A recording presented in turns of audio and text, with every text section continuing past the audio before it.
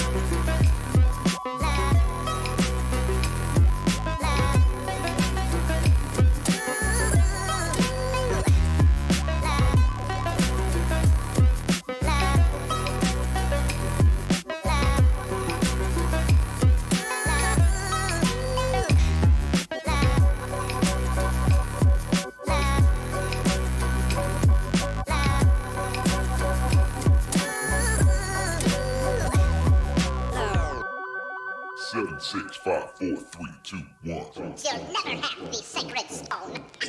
Oh, this you crazy mother.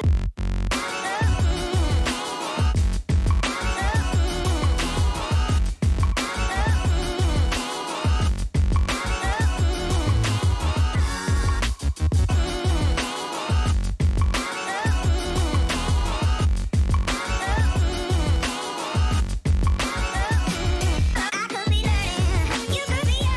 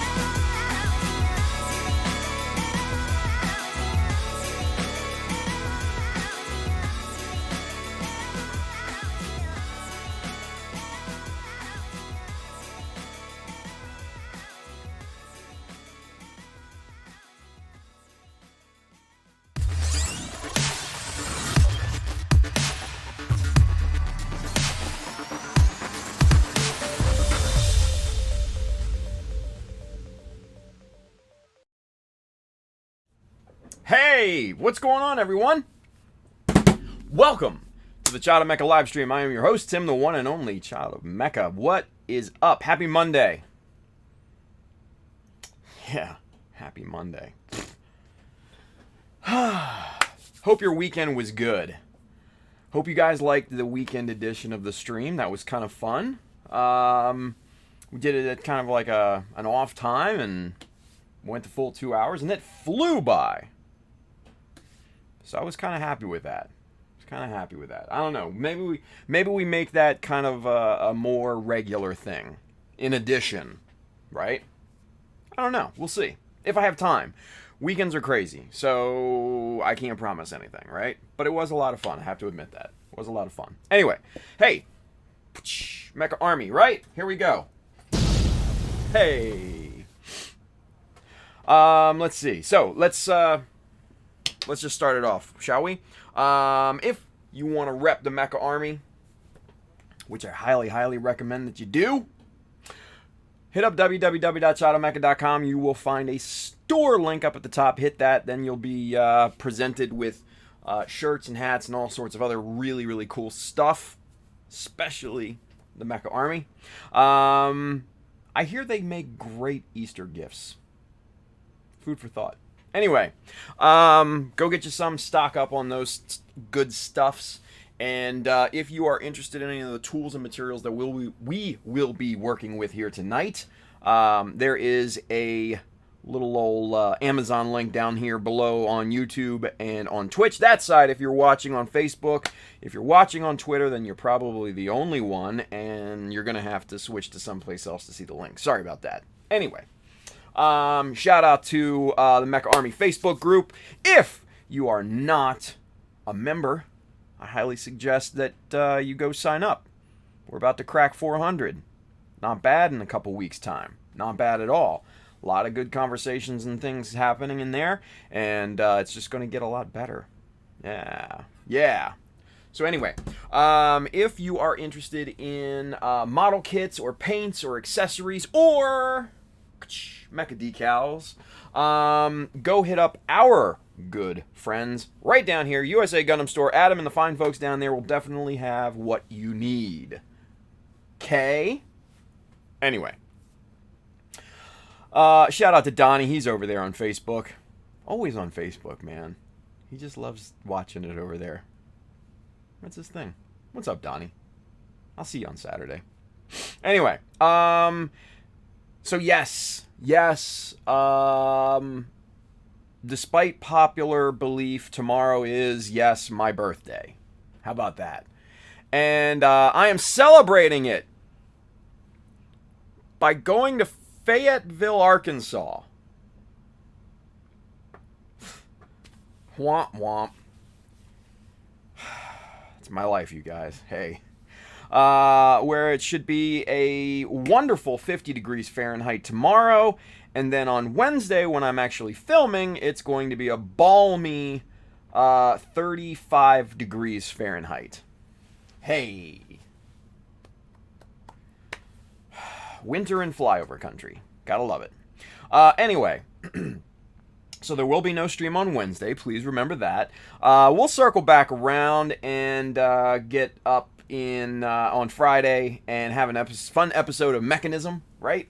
That's always fun. And it's going to be a regular Mechanism now this week, you guys. It's going to be a regular one. It's not going to be Mechelism or Bism or Singlenism or anything like that. Even though I know you guys love those, and I love those. That's why we do them sometimes. But it'll be a regular old fun episode of Mechanism. And then if you guys are around the Virginia area on Saturday, come on out to ODO, the Old Dominion Open. It's an big IPMS event. A bunch of us are going to be out there. I'll be out there. Justin will be out there. Nick from Macho Models. Joel, True Gunpla. Our boy Bailey, Kamal Zeta will be out there. All the fine folks down there from the Richmond area. I know Donnie's going to be there. Nick from Nickel Models. Bunch of those fine folks down there will be in the area. So come on out. and let's have some fun. Yeah, let's have some fun. Manny.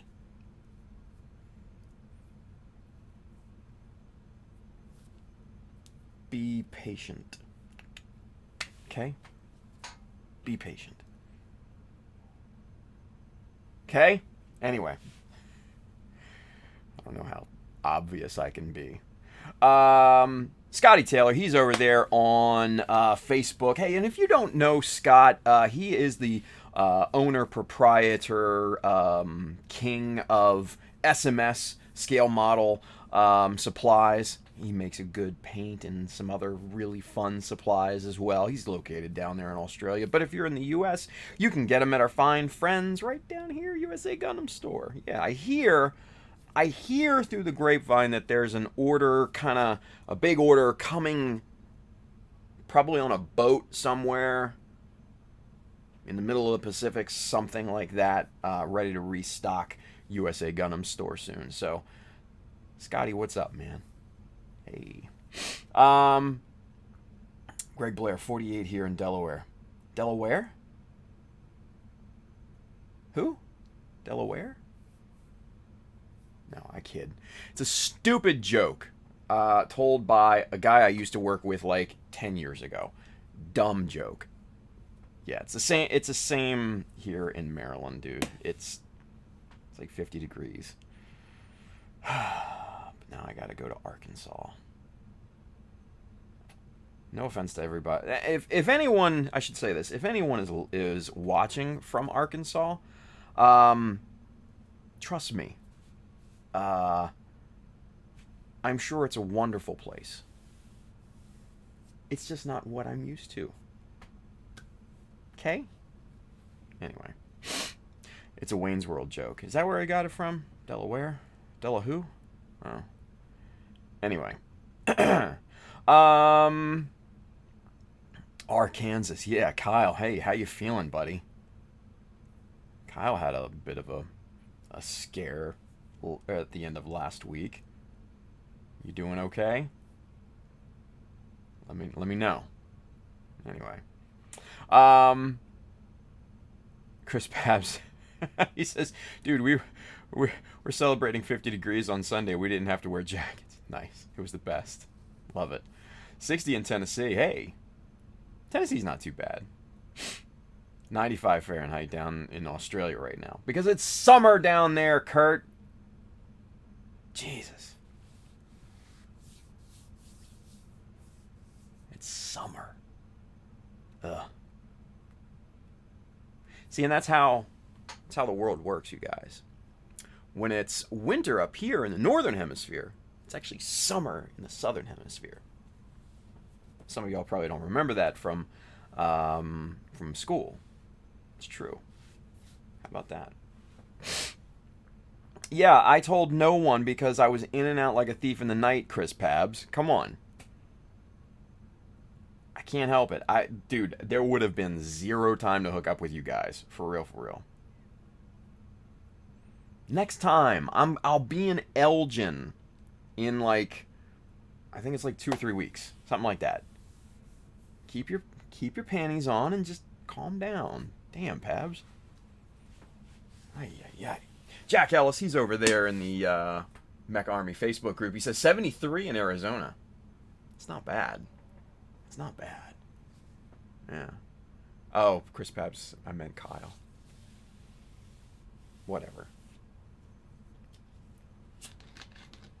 Cheers. Anyway, so tonight we're gonna go for the full 2 hours, and then Friday we'll be back here with Mechanism, and then Saturday we're gonna have fun at IPMS down in beautiful Virginia. And then next week probably pretty much the same thing. Monday, no stream on Wednesday of next week, and then we'll kick it back off next Friday. Now the following week. I don't have any travel plans, so that might actually be a full week. The week after next. Right? The week after next. Fingers crossed. Fingers crossed. We'll see. We'll see. Shelly's over there on YouTube. She says, just checking in, and oh, happy birthday, Tim. Aw, things are getting warmer in the sandpit. Aw, no fun. Aw, well, thank you, Shelly. I appreciate that. And I see Zach. He's over there on YouTube. He's checking in. Happy birthday, Tim. Thank you, man. It's tomorrow. It's tomorrow, but I know time zones and everything. It makes it weird. And speaking of birthdays today, I do have to give also a special happy birthday to my birthday buddy, Jody, Miss Perth Zaku girl. Happy birthday. She and I actually share a birthday today. So there you go. Look at that. Everybody wish Jody a happy birthday too. Come on now. Come on. Anyway. Yes. Tomorrow is my birthday. It is tomorrow. Oh, Handren, don't even worry about it. He says, shit, it is tomorrow. Send mine to you on Facebook today. It's all good, man. Because, see, what happened is that, like the Australians and them, because it's now Tuesday over there, they wish, obviously it's going to show up on their Facebook reminder and everything, and so it just kind of, they just started out piling on and everything, so, yeah. Zach says, yes, sick with the flu and in the middle of editing the Sophia review, just popping in to say happy birthday, even though it's not yet his birthday. Thank you, Zach. I appreciate that, buddy. Appreciate that. Wilson Alanea is over there on the Facebook, or the Mecha Army Facebook group. What's going on, Wilson? He says happy birthday. Buddy, thank you, man. Same thing with Jack Ellis. He says happy birthday to you too. Man, thank you, guys. Thank you. Appreciate that. Appreciate that. All the love. Look at all the love. Oh, it's just so warm and comforting. Look at this.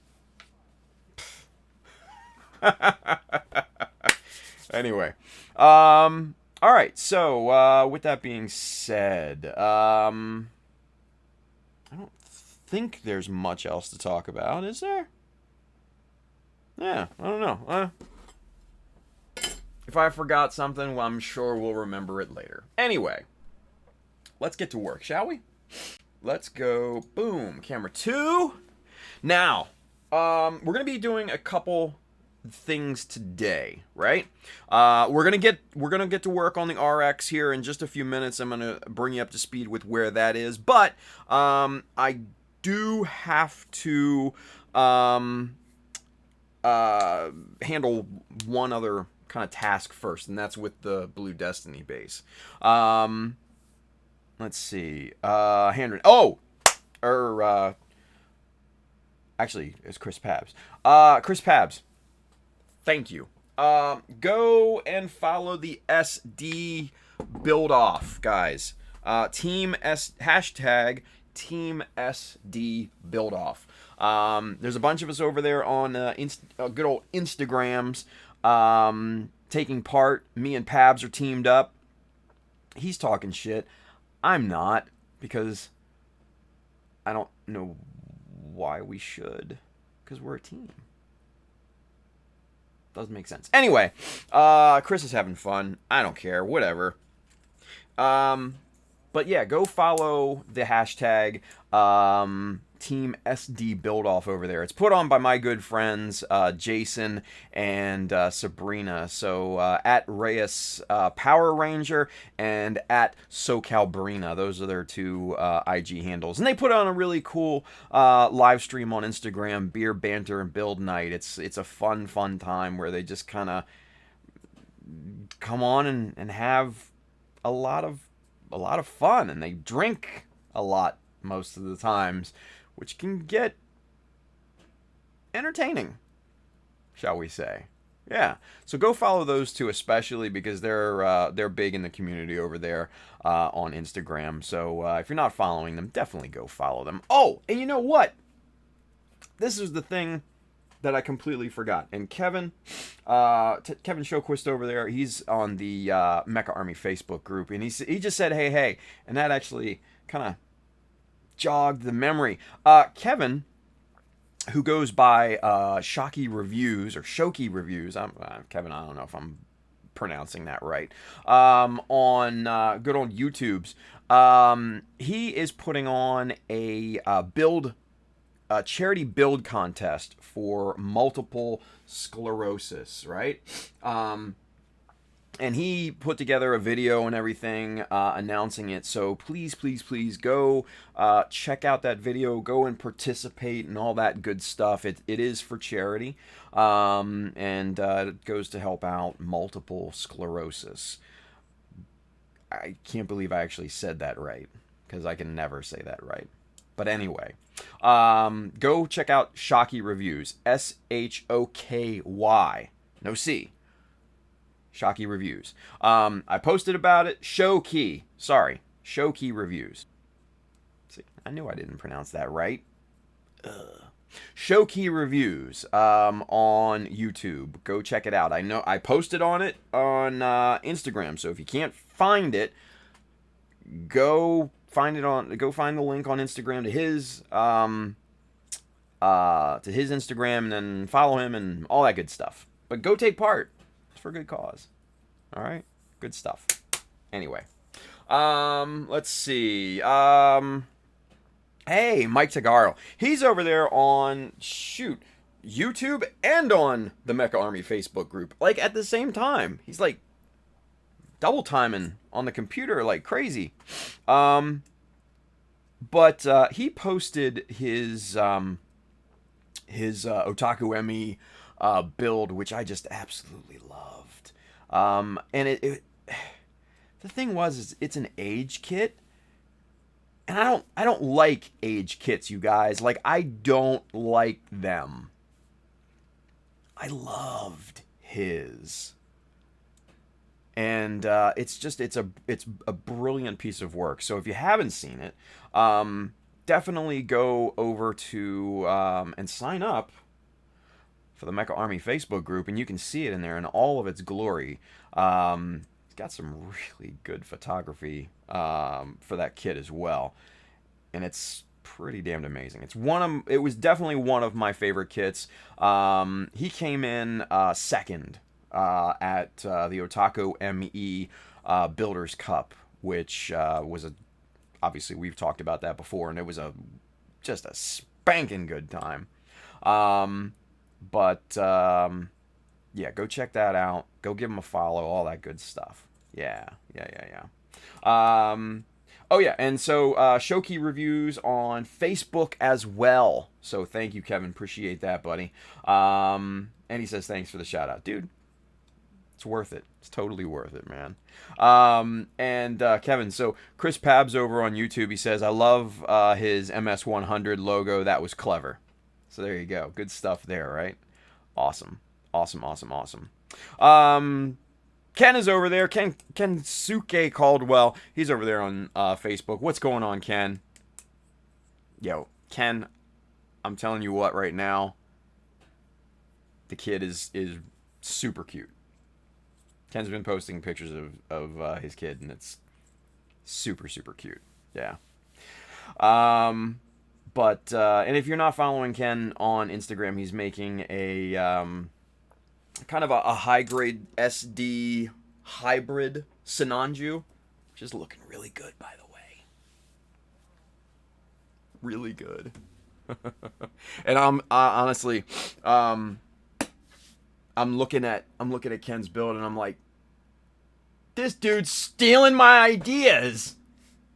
Like, this is exactly what I had planned for my unicorn, damn it. But that's okay. Great minds and all, Ken. Great minds and all. Anyway. Let's see. Ooh. Okay, so here's a good question. Here, we got one. Boom. We have a question. Yay. I don't know why it stuttered. It was weird. Anyway, Edward Leonard over there on YouTube, he says, I have a question. Is the Facebook group all mecha, or is it any model-related stuff? It's a really good question. Mecha. Like the mecha arm. Mecha. So, we keep it robots and mecha stuffs, right? That's how we do things. That's how we get down. So, no tanks, no planes, no cars. They're cool. Don't get me wrong. They're really, really cool. It's just not the place for it. We do mecha. Yes. Anyway, it's all mecha. Yeah. Superset 5's over there on Twitch. He said we should all get Tim 144 scale age kits. Fuck you. Superset. Nah, those are fighting words right there, son. Jesus. No, that's a hard pass. It's a very, very hard pass. Anyway, he says awesome idea for a birthday present. Jesus. No. All right, so hey, here real quick. Another question from Brandon. And Brandon, I saw your post in the group earlier today. Brandon says trying to widen his Virtue thigh pieces, right? The polycap, once he widens it, the polycap no longer reaches the other, receiver, right? So how do we handle that? It's a really good question, right? And now it's not. It's one of those things where it's not just like a twisting polycap. It's like the ball socket polycap. So what it does is it has kind of that round cover, and then the polycap slots into like kind of a receiver, cradle, if you will, and then that cover, snaps on, and it keeps the polycap, that ball socket in place, right? Now, I was going to reply, but today's been super, super busy for me. Simply because I'm prepping all my gear for travel tomorrow and everything. So Mondays or the day before travel is always hectic, right? So this is what I would do. I would do the epoxy putty trick. That's what I would do. So what I would say is do your widening and everything. Get that done and out of the way, and then pack in epoxy putty where that kind of receiving cradle is, and then slam your polycap in there, kind of put a little bit of Vaseline on that so it doesn't seal to the other part. Smash your other part onto there, let that sit for a good 8, 9, 10 hours, whatever. Take your cover off. You can, peel your polycap out, and then it's got a perfect, it's basically a new cradle for it. So that's what I would do. So there you go. So hopefully that'll work for you. He says, we know you're a busy dude. I'm just trying to stay active on the Facebook group. No, dude, absolutely. 100%. No. And like I said, I was going to reply, but I just got sidetracked with it, and I never got around to replying. Anyway, Chris Pab says, ho ho, we are mixing high grade and SD now. I had something planned too. Ho ho, hey. Ooh. He says, on top of detailing the Neo Xeon. Yeah? He says, did you see the last update? If you posted it today, I haven't done shit on social media most of today, honestly. Brandon says, thanks. I will message you if I have any questions with that method. Yeah, word. Definitely, man. Definitely. Over the next 2 days, mind you, I'm traveling, so I'm going to be like out of pocket, basically. Yeah. Edward Leonard, so is Mackay a robot or mecha? I mean, all mecha... Technically, all mecha are robots, right? But not all robots are mecha. It's a deep, deep thought. One we might have to ponder for another time. Hey, Julius Dembski. Sarge! How the hell are you? He says, last stream I asked about your thoughts on the Master Grade Hazel. Do you have one? Yeah, I think I mentioned it last time. Because the Hazel, the Master Grade Hazel, I think, is based on the Mark II version 2.0, which is a great kit. I don't think you can really go wrong with it, honestly. So, yeah, I think that's a no-brainer. I think it's, yeah, buy it. If you have the opportunity at a good price, buy it. Yeah.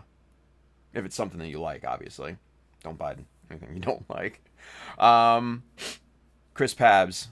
Here we go. Mecha. Learn to pronounce noun in anime, manga, etc. A large armored robot typically controlled by a person riding inside the robot itself. He actually looked up the definition. Thank you, Pabs. Anyway, Donnie says Mackay are powered suits. Yeah. Technically,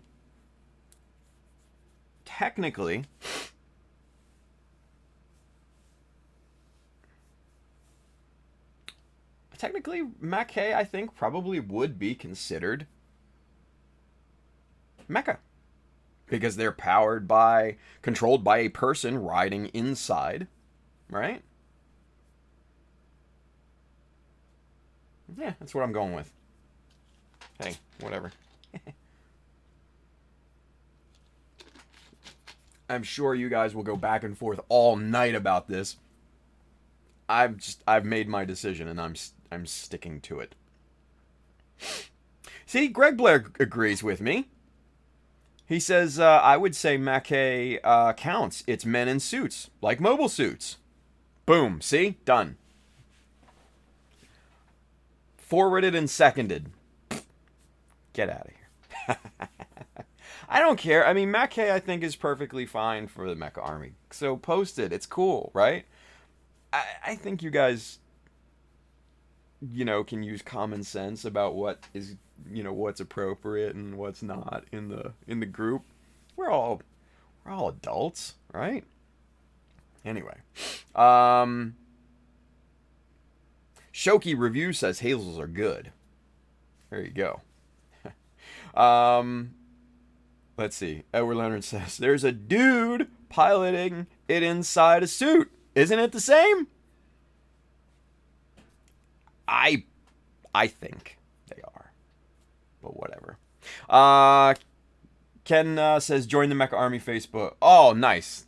Awesome, Ken. Good stuff, man. Hey, post up, man. Post up. And the back and forth starts, and I'm not going to get into it. Jesus. Ay. Jody. Barazaku Girl says, just say no weeb girl kits. Thank you, yeah. Like, I'm not with that. Like, I'm not down with the frame arm girls and stuff like that. It's just not my thing. But if it is your thing, I totally get it. Like, because I've seen some really well done frame arms girls models before, especially like from guys like Kenny Lim, Toy Maker. Smashes them out of the park. Like, really, really good stuff. So I can't discount that, All I can say is it's just not my thing. I'm not into it personally, but I can respect the craftsmanship and the work that goes into them. As long as it's not creepy, right? Once it starts getting creepy, it's just like,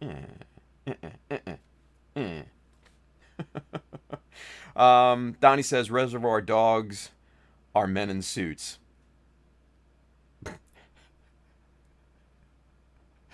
Thank you, Donnie. Yes, they are. I needed that. That's good. It's a great movie, too, by the way. Superset5 says, you can make a Quell 2.0 with the Hazel Reserve unit since it uses the Mark 2.0 frame. Hey, there you go. Nice. Oh,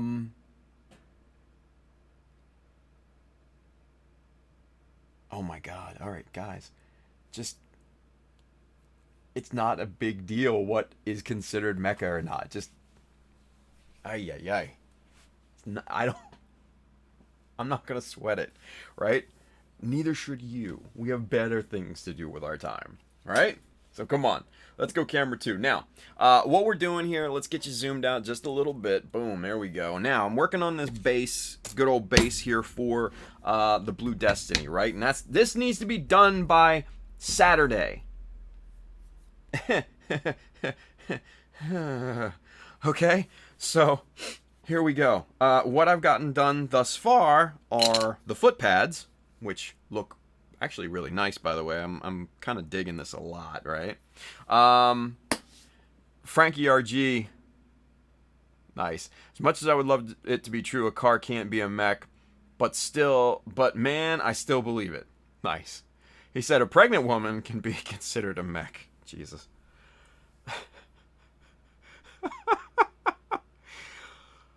Oh, I love Frankie. Yeah. Frankie's funny, man. He's just a good dude. If you don't follow Frankie.rg on Instagram, you 100% should. It's just, he's too good not to follow. All right? That's all I got to say. That's all I got to say. Anyway, new type Vanguard. Oh, hey, I saw your message. I have not replied just yet because today's been stupid busy, but I appreciate your comment on Instagram. It really meant a lot. But new type Vanguard, he's got a question.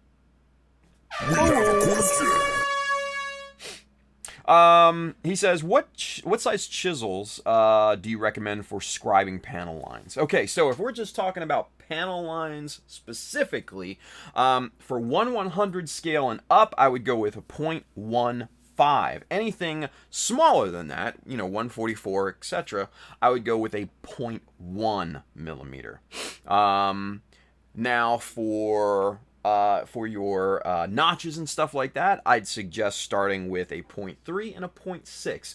Those 3 chisels right there, your panel liner, your panel lining chisel, and then your 2 for your notches will definitely be a very, very good starter set.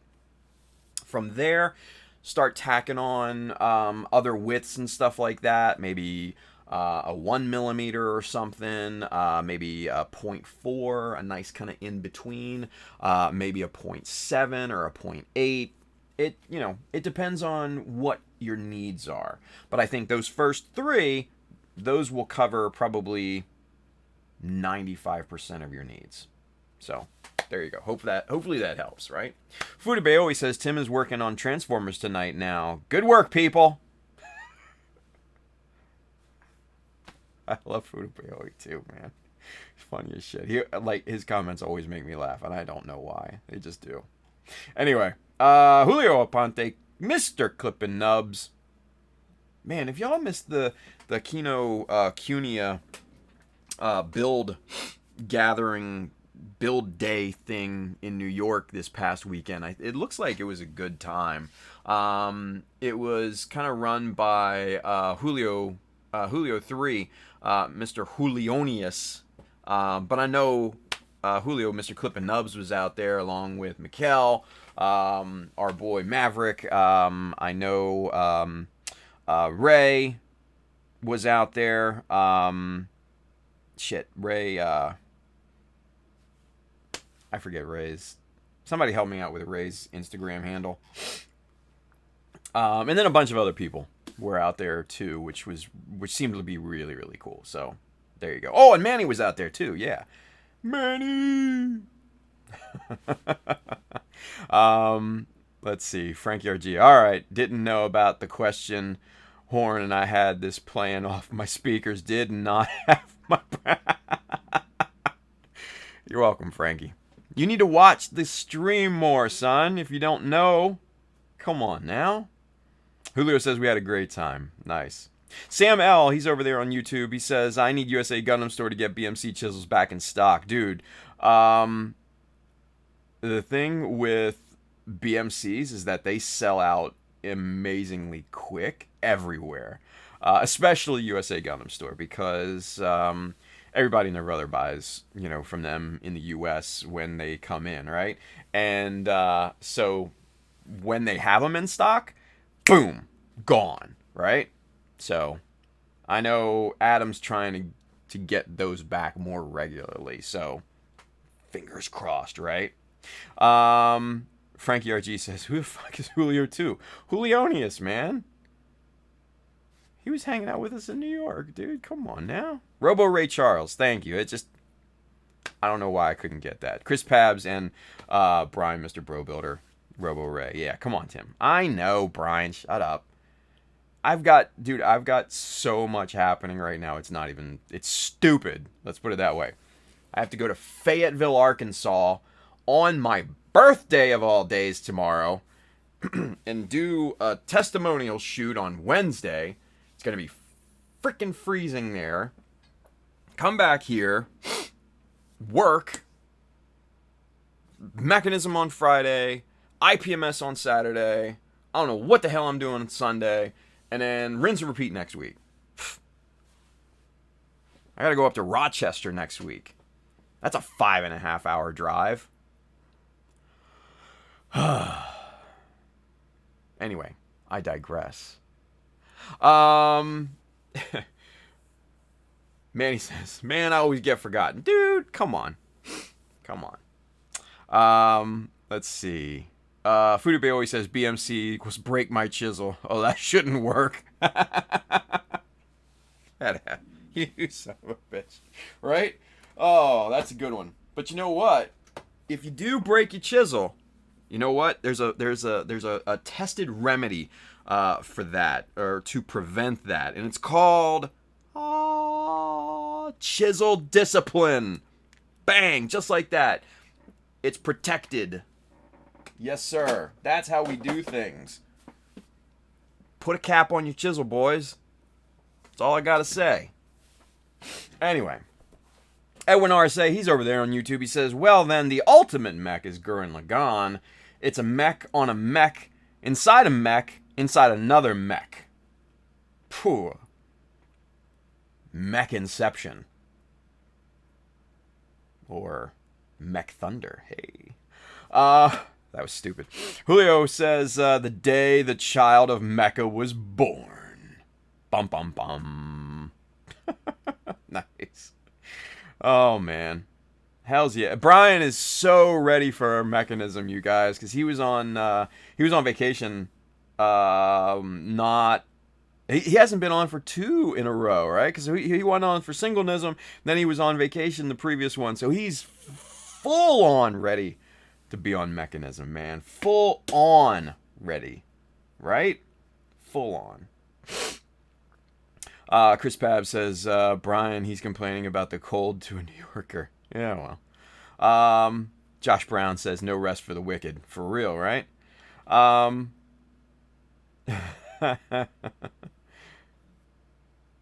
Let's see. Shoki Review says, need more thumbs on YouTube stream. For real, right? Hey. Brian says, exhibit. Yo, dog, we heard you like mecha. We heard you like robots, so we put a robot inside your robot. Inside another robot.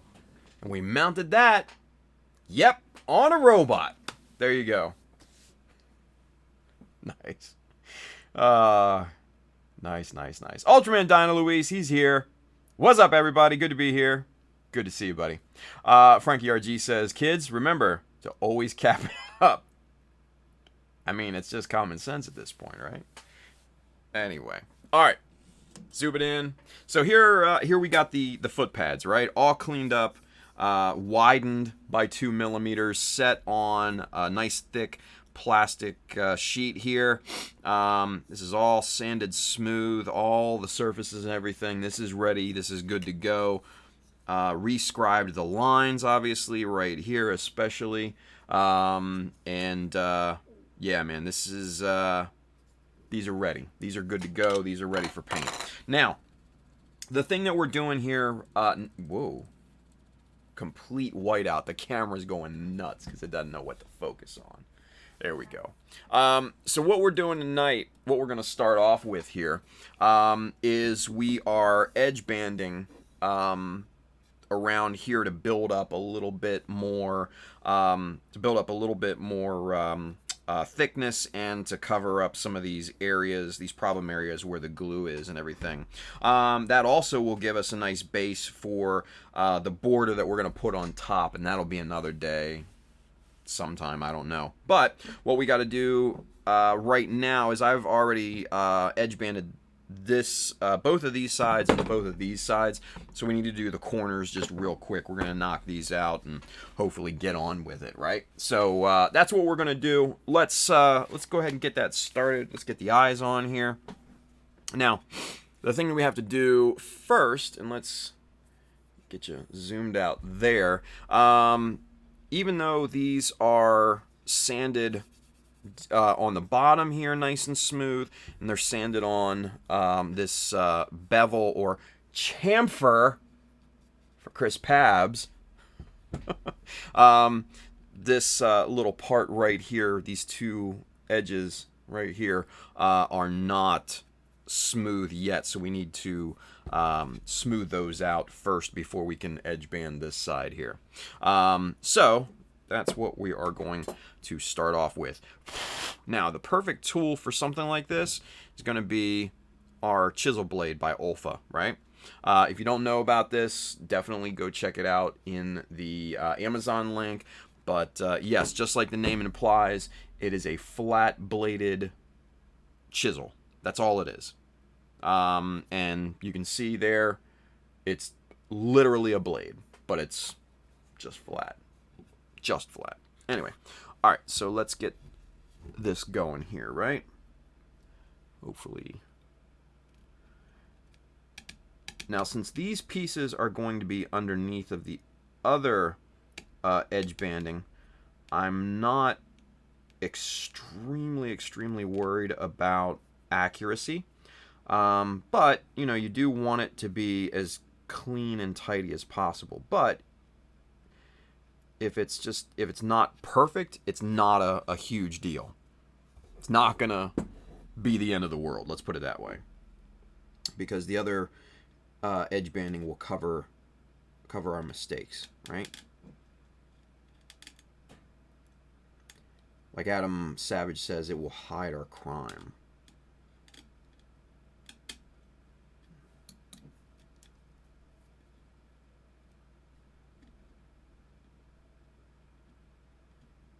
We're just going right along the surface here and just trimming this plastic, right? And what we want to do is we want to leave about 3/4 of the chisel blade on the existing surface and use that as our guide. And then the rest of the blade is going to be our cutting surface, right? And that's going to even that out real nice. So these two corners are done at this point, right?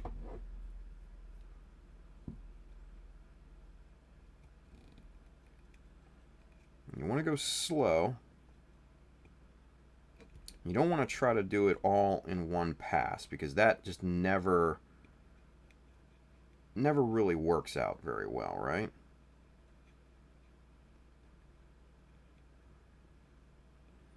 You just want to kind of nibble it off with the blade. And the best thing to do is to have a brand new, fresh, sharp blade, and that's what this is.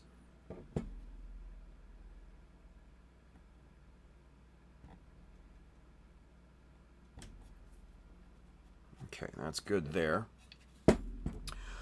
And that'll cut through the super glue and the plastic. It'll cut through it really easily, right?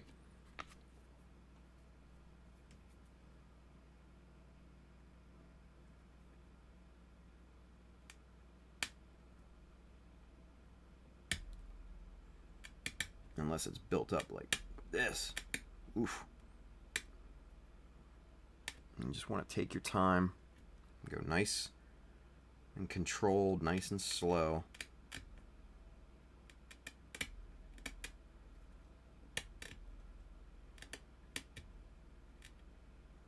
Now, an alternative to this, if you don't happen to have one of these nice chisel blades, right? is just to use a file, right? You can just file this down. So this is just a little handheld file. These are the this is one of the little aggressive files from this high spec pack of files that I got. One of these, this guy right here, right? And it just comes with a bunch of different files. You got your big old bastard file right there, and you've got a bunch of variety of these little kind of needle files and stuff like that. So these are really good for this type of purpose because these are fairly aggressive, right? So these are definitely nice in this situation. So if you don't have the chisel blade, you can just go to town on these edges with this file, and honestly it'll make pretty short work of it, because these are, like I said, so aggressive, but they do a really nice job, and that's perfect right there. Simple, right? Actually, I think I might just use the chisel from here on out. Actually, that seemed a little bit easier.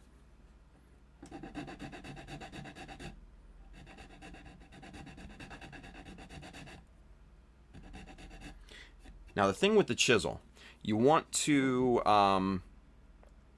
make sure, number one, that you're holding it nice and steady. You want to make sure that you're holding it at the right angle too.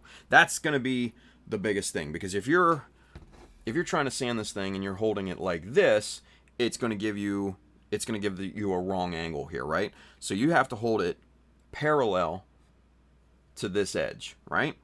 So you have to do that type of thing, yeah?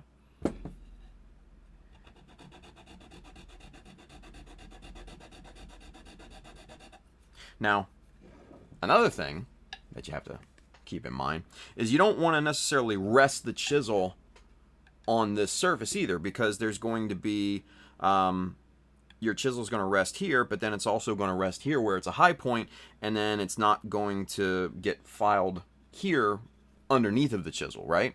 So what you're going to end up doing is you're going to file this, and then you're going to file a space out here where the end of that chisel is. No, so you definitely need to keep it off that surface, but you need to keep it parallel.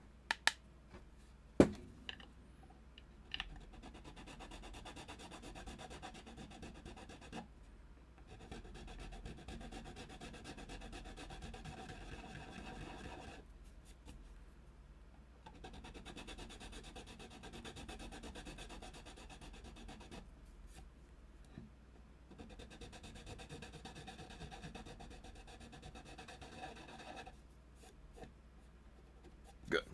All right. We're getting there. Got 3 more to do, and then we can start the edge banding. Now for this, we're just going to use our nippers and just take off a little bit of that low-hanging fruit, make our jobs a little bit easier, right?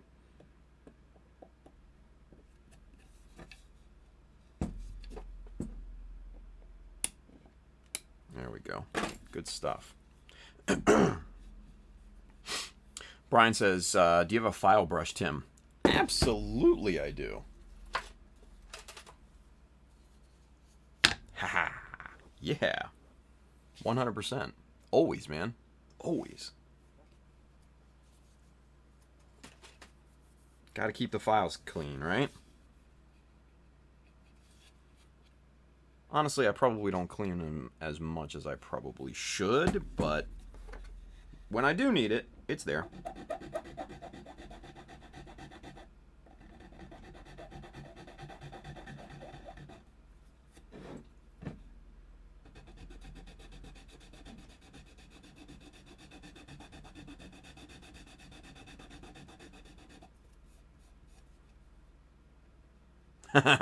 Brian says, oh, Nicholson as well. Yeah, man.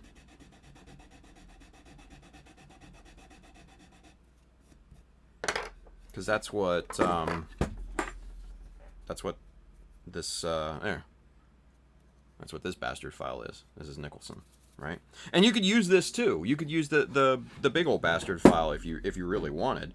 You have to be a little bit more careful with the big one though, because obviously you this thing can, rock back and forth on you. But if this is all you have, this will definitely work too, right? All right. So there's that. Let's get.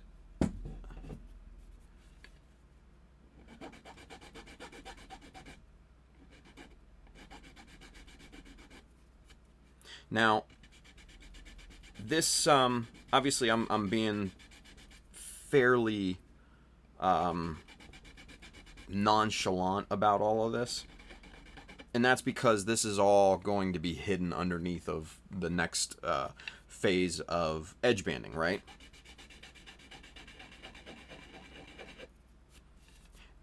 If these were our finished pieces, I probably would not be using these aggressive files. I'd probably be cutting, and with the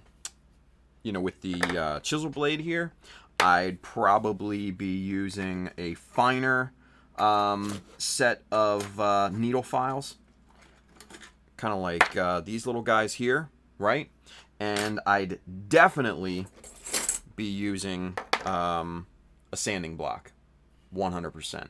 That's what I would be using for like the finish, like the outside strips that you would absolutely see, right? So these corner pieces, once we actually get them on there, that's how I would finish those off once the glue is dried and they're basically ready to go. All right. So here, let's see. One of these guys here. So I'd just basically do this type of thing. And since this is a less aggressive file, this is going to leave a much, much smoother surface. Almost paint ready, right? And then come back, hit it with the sanding block. And this is like 600 grit, I think. Just to make sure all of the angles are nice and flush and even and straight. And then just hit it off, just finish it off with a little piece of finish sandpaper. So this is like, I think probably like 800 or 1,000. And just finish that corner off. And then that's basically paint ready, right? And that, ladies and gentlemen, is a perfect glue joint right there. You can do the fingernail test all day long, and you will never, ever know that seam is there. Simply because, since we use super glue, it's a filler. It works wonders. Yeah. Let's see. Whew. Shoki review. Shoki review says, "Damn, big ass file." Yeah, dude, this is the big boy. This one, like I said, is super aggressive, right? And this is like an 8-inch bastard file. And then we got the Nicholson one here. This is really kind of like my favorite bastard file. This is just a simple 6-inch bastard file. It's got a nice kind of medium tooth on it, so it's not super aggressive, and it just needs some minimal finishing at that point. So it's really, really good thing to have, right? He says, "I need to step up my tool game." Dude, we all do. We all do. Tools over kits, man. That's what I always say. Tools over kits. You can buy kits all day long, but if you don't have the tools to finish them off, what are they worth? They're just a box of some plastic on the shelf, right?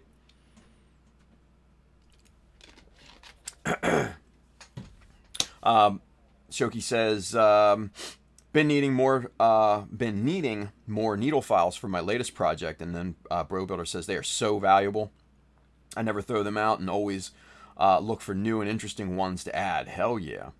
Charles Dodge is over there on YouTube. He's got a question. Let's go. We have a question. He says, you've touched on it since I started watching 3 weeks ago, but are there more videos, or can you do more videos on modifications needed when gluing seam lines closed? He says, I understand each one might be slightly different, but it would be interesting in seeing more of that work. Yeah, you know, we are at a stage right now where we're really kind of not doing anything like that, but let me kind of take you through kind of a quick explanation with, you know, my explanation with gluing seams. It's not rocket surgery, so to speak. So what I would do is this, and I kind of did it on these little foot pads a little bit, but what I did, my solvent glue of choice is Plastic Magic, right? This stuff is great. It's by Deluxe Materials. It's in the Amazon link, but you can probably find it in your local hobby store as well. This stuff is great over Tamiya Extra Thin. I still will use this sometimes when I need a little bit of a hotter glue and a little kind of, I don't know, longer set, just to be on the safe side. This sets actually pretty quickly, not nearly as quick as, say, like, you know, your super glue, like your Bob Smith or something like that, but you've definitely got a little room, you know, wiggle room in terms of placement and everything. But this overall, and Handren says each cement has its use. Exactly. But as an overall, this is the one that I will go to most of the time, right? So what I'll do is I will just kind of paint this on the seams, let it sit, let it start to, you know, soften that edge plastic, right? And then, excuse me, put the two pieces together.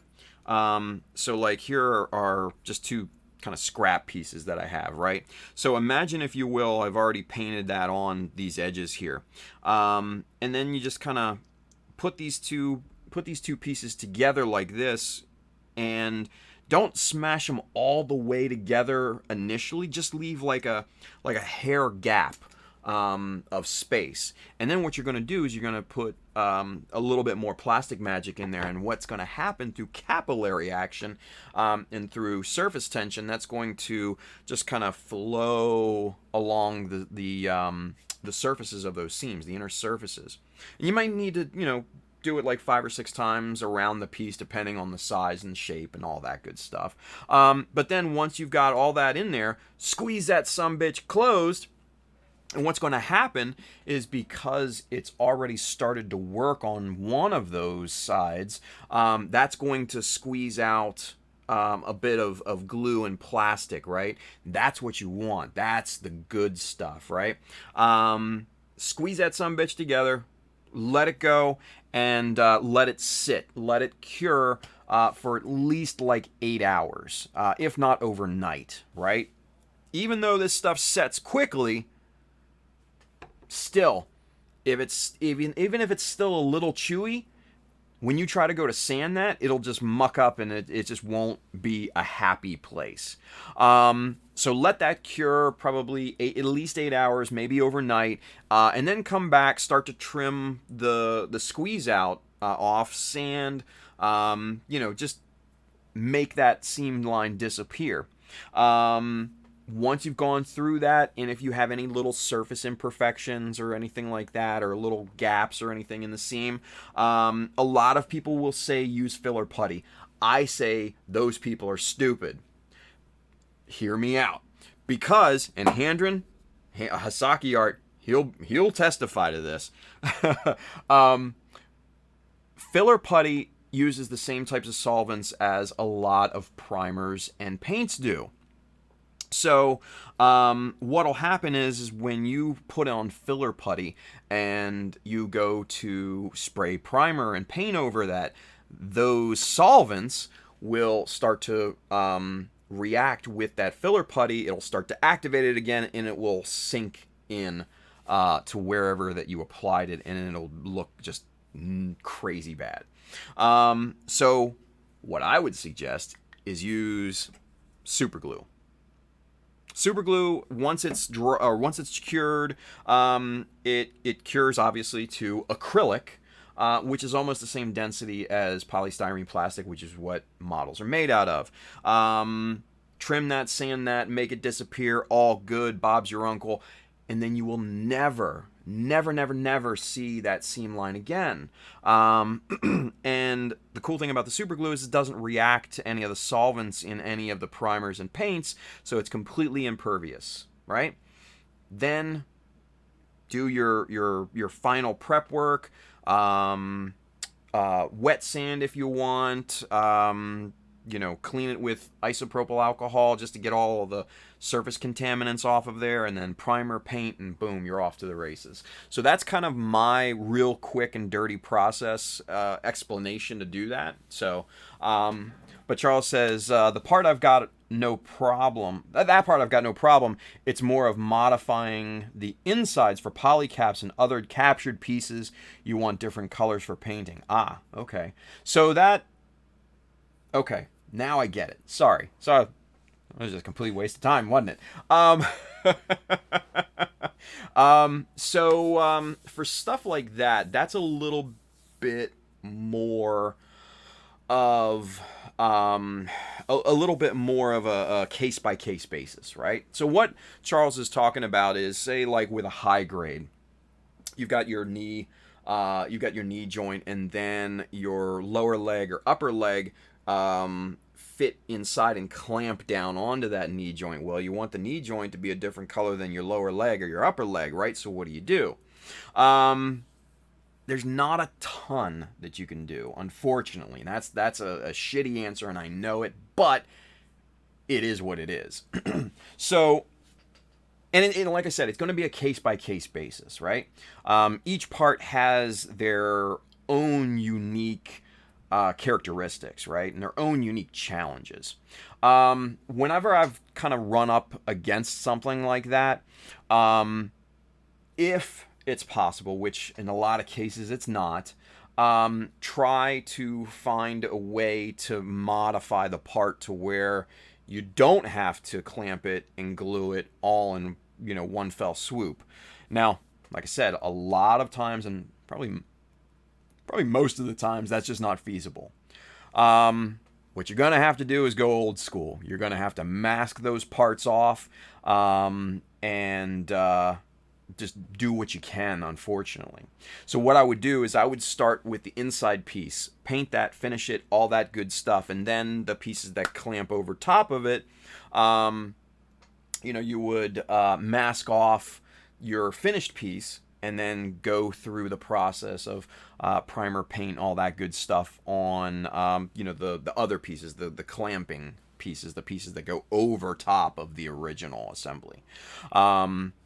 It's never easy, unfortunately, but it's part of kind of life, especially with high grades and stuff like that. High grades are notorious for those, but some master grades and other models that Bandai produces honestly have that feature as well, or problem maybe. But yeah, it's going to be a case by case basis, but most of the times you're just going to have to mask it off and just kind of deal with it, unfortunately. So probably not the answer you're looking for, but it's probably the best answer I can give you. Sorry, man. Charles says, "LOL, no worries. Maybe someone else got something from it." Yeah, hopefully, right? Hopefully, we'll see, right?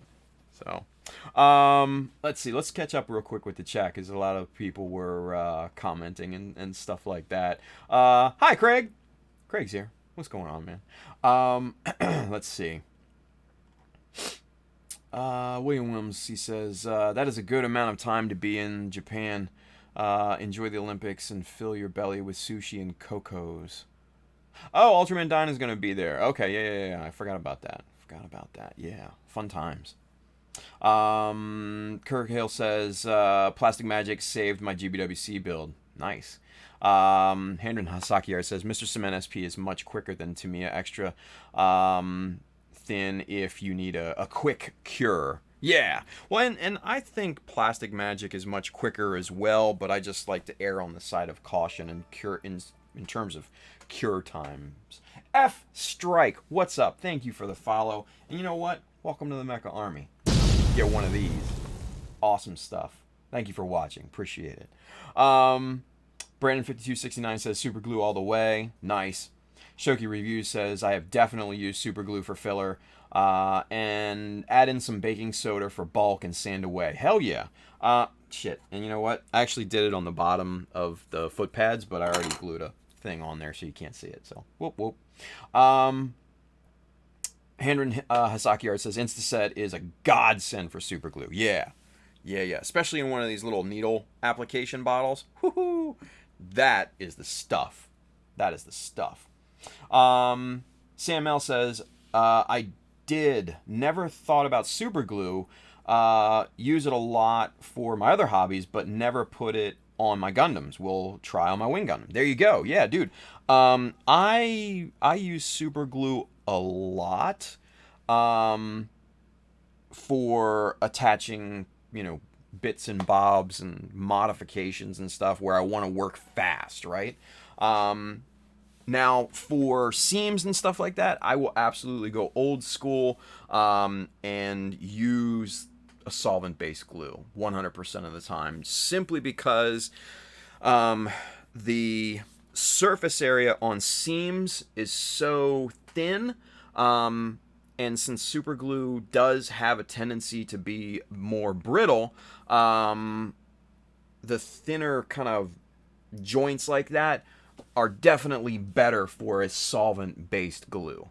So, there you go. Anyway. Cheers. Alright, so, let's see where we are with this thing.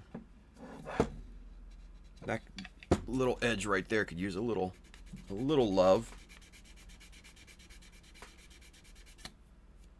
Much better.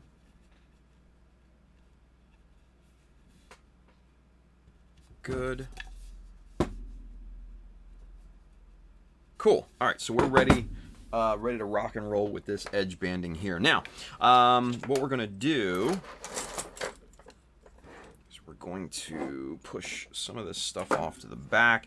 We're gonna measure our strip. Now, I cut this strip. This is 3/4 millimeter thick plastic plate, and I get these big old sheets. These, I don't know why I love that noise, I just do. I get these big old sheets from McMaster Car. If you are a member of the Mecha Army Facebook group, I posted about that soon after we opened up the Facebook group. You can get big old sheets like that for stupid cheap.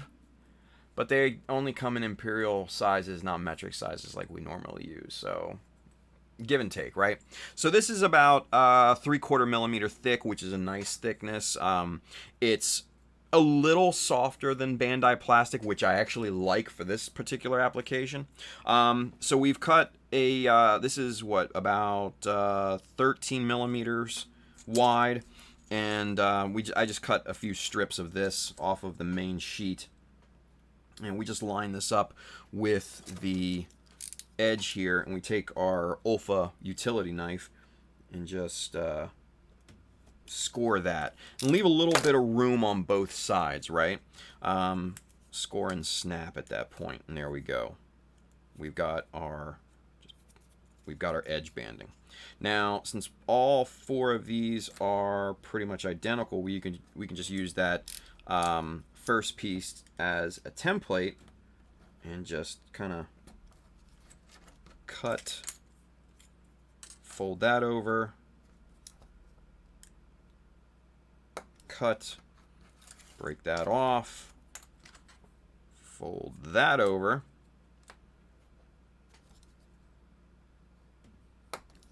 cut, break that off, and there are 4 pieces of edge banding, right? Easy stuff. Easy stuff.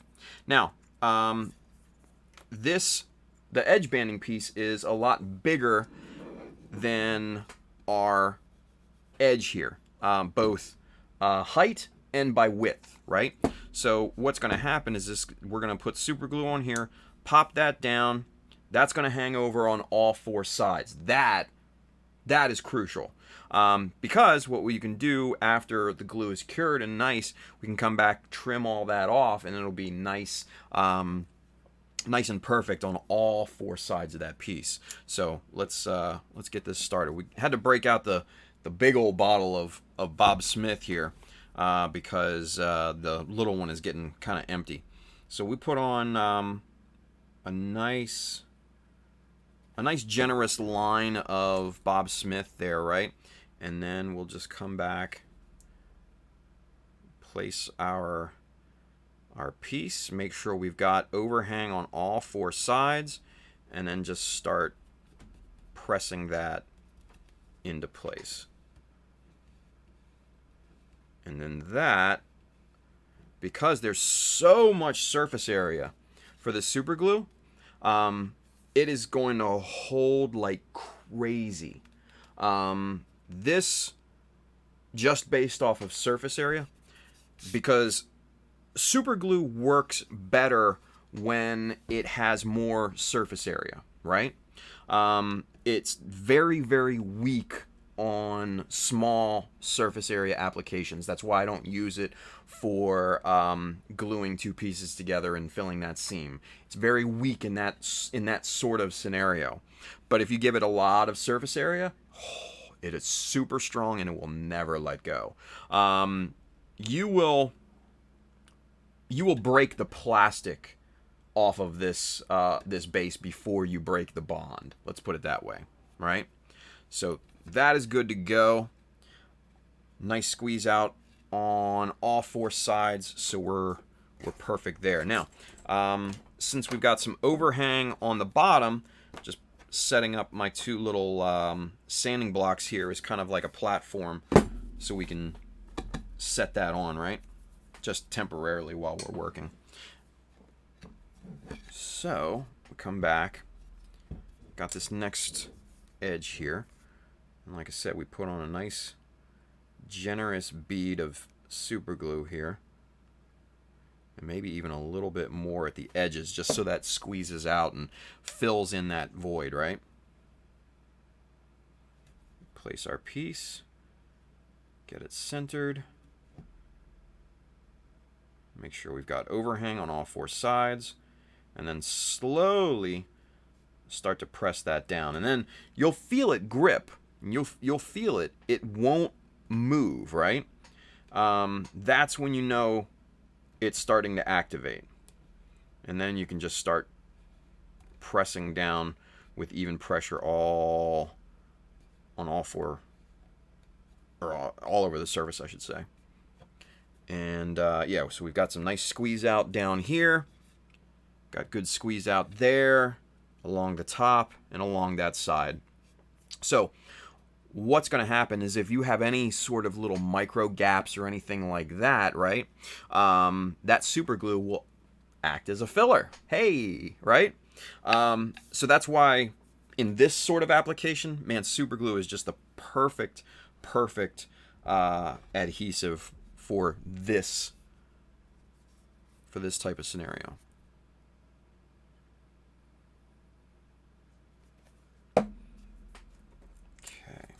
We'll get these glued on here, and then we'll start to move back over to the RX with whatever time we have left, right?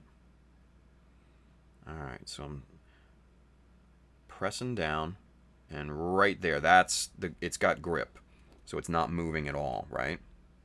There we go. Superset's got a question. We have a question. He says, how would I go about using a spray can of Tamiya primer in cold weather? Don't. That's the easy answer. Don't. Greek Nakos looks like he replied. He says, warm the spray can in a hot water bath for about 5 minutes. Use the swirl method to mix, not the shake.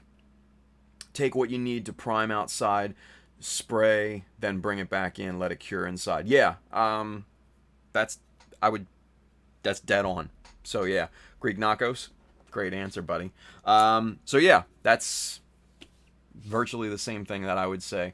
I was gonna say, yeah, warm up the spray can, and just be super careful with it. Don't keep that thing outside or it'll frost up and it'll just be very bad news. But I think Greek Knockos actually described it more eloquently, honestly. So good stuff, man. Good stuff. Alright. So right now it's just floating, it's floating. Floating, grip. There's the grip. There it is. Now it's not going to let go anytime soon. So there we go. All right. So there. We've got our 4 pieces edge banded on this. So that's the next step, right? For this base, I'm going to have to come up around the top bevel or chamfer for Chris Pabs and laminate that, and then finish all that off the same way I finished off the edge banding, and then do kind of the border around the top edge, and then final details and stuff like that, paint prime, and then it's off to IPMS. So hopefully we've got time for that. We'll see, right? We will see. Anywho, all right. Let's get caught up just real quick, shall we? He says, let's see. Brandon5269 says, Tim taught me to use the super glue to tack pieces together. I actually do this a lot to mock things up and keep them held steady. Yeah, just teeny tiny bits of super glue is perfect for kind of like a spot weld almost, right? Julius, I'm going to call it a night. See you Friday. Sarge. Thank you, sir. Brandon says, then I can still pop them apart and minimal in a minute with sandpaper, and they are back to new. Yeah, exactly. Handren Hisaki Art says, another thing many overlook is the Tamiya Surface Primer G. Great for covering tiny holes where the fine primer doesn't cover. Yeah. I mean, it's kind of that's basically like those different grits in Mr. Surfacer, like a 500. Mr. Surfacer 500 is like more like a filler primer almost, and then you move up to 1,000, 1,200, 1,500, etc., etc. So, Shoki Reviews says, now I want giant sheets. New challenge: scratch build something using only a single sheet and tools. Don't tempt me. Let's see. Chris Pab says, Tim, I may have missed it, but are you just using MDF to give it weight? No, not just to give it weight, but to give it substance, as an actual base. And for those of you guys that don't know, I make all of my bases. I scratch build all of my bases. So from the Hummingbird to Airdrop, that's all of them are solid MDF, medium density fiberboard, and then I laminate plastic over top of that, similar to this. So these are all plastic sheets laminated onto this. I routed the edges with a table router. You may not have that, and that's fine. You can use a saw. You can use files. You can use whatever you have at your disposal, right? But I am lucky enough to have a stupid cheap router table that I would never use for any other purpose than this because it's so bad. But it gets me into the ballpark where I need it for bases like this. Give a nice, bevel, chamfer, whatever you want to call it there. But yeah, solid MDF is the core, and then plastic laminated over top of that, and I just had a couple of these base blanks just lying around, and there you can see this is about as basic as it gets. Just a square piece of MDF laminated with plastic sheet all over it, and then I put a slight bevel around the top edges, but that is as honestly as simple as it gets. So yeah. Sparion says, with you on the MDF. Yeah, dude, absolutely. And it does kind of give a nice weight to it as well. It gives it heft, right? Girth. Kenneth Sim says, are there any places service custom-made acrylic base and affordable? Yeah, dude. So for acrylic bases, what you can do is look up like display companies, like for like jewelry displays and stuff like that, and you can find a ton of acrylic goods out there for like bases and stuff like that. That's what I did for the Hummingbird. The upper base is an acrylic display base that I then modified and kind of tacked on pieces and all that good stuff. So yeah. Let's see. Shoki reviews. Bedtime. Shoki. Thank you, buddy. Chris Pab says, oh, also, are you using anything to secure the Blue Destiny on there or just freestanding? No, it's just going to be freestanding because it's not going to be tall or anything like that, so it'll be fine. Sparion says, why not just 5 minutes on a table saw? Because my table saw isn't the greatest in the world. It's just a portable, rigid table saw. And I get better results out of the router table. And it honestly, it makes quick work of the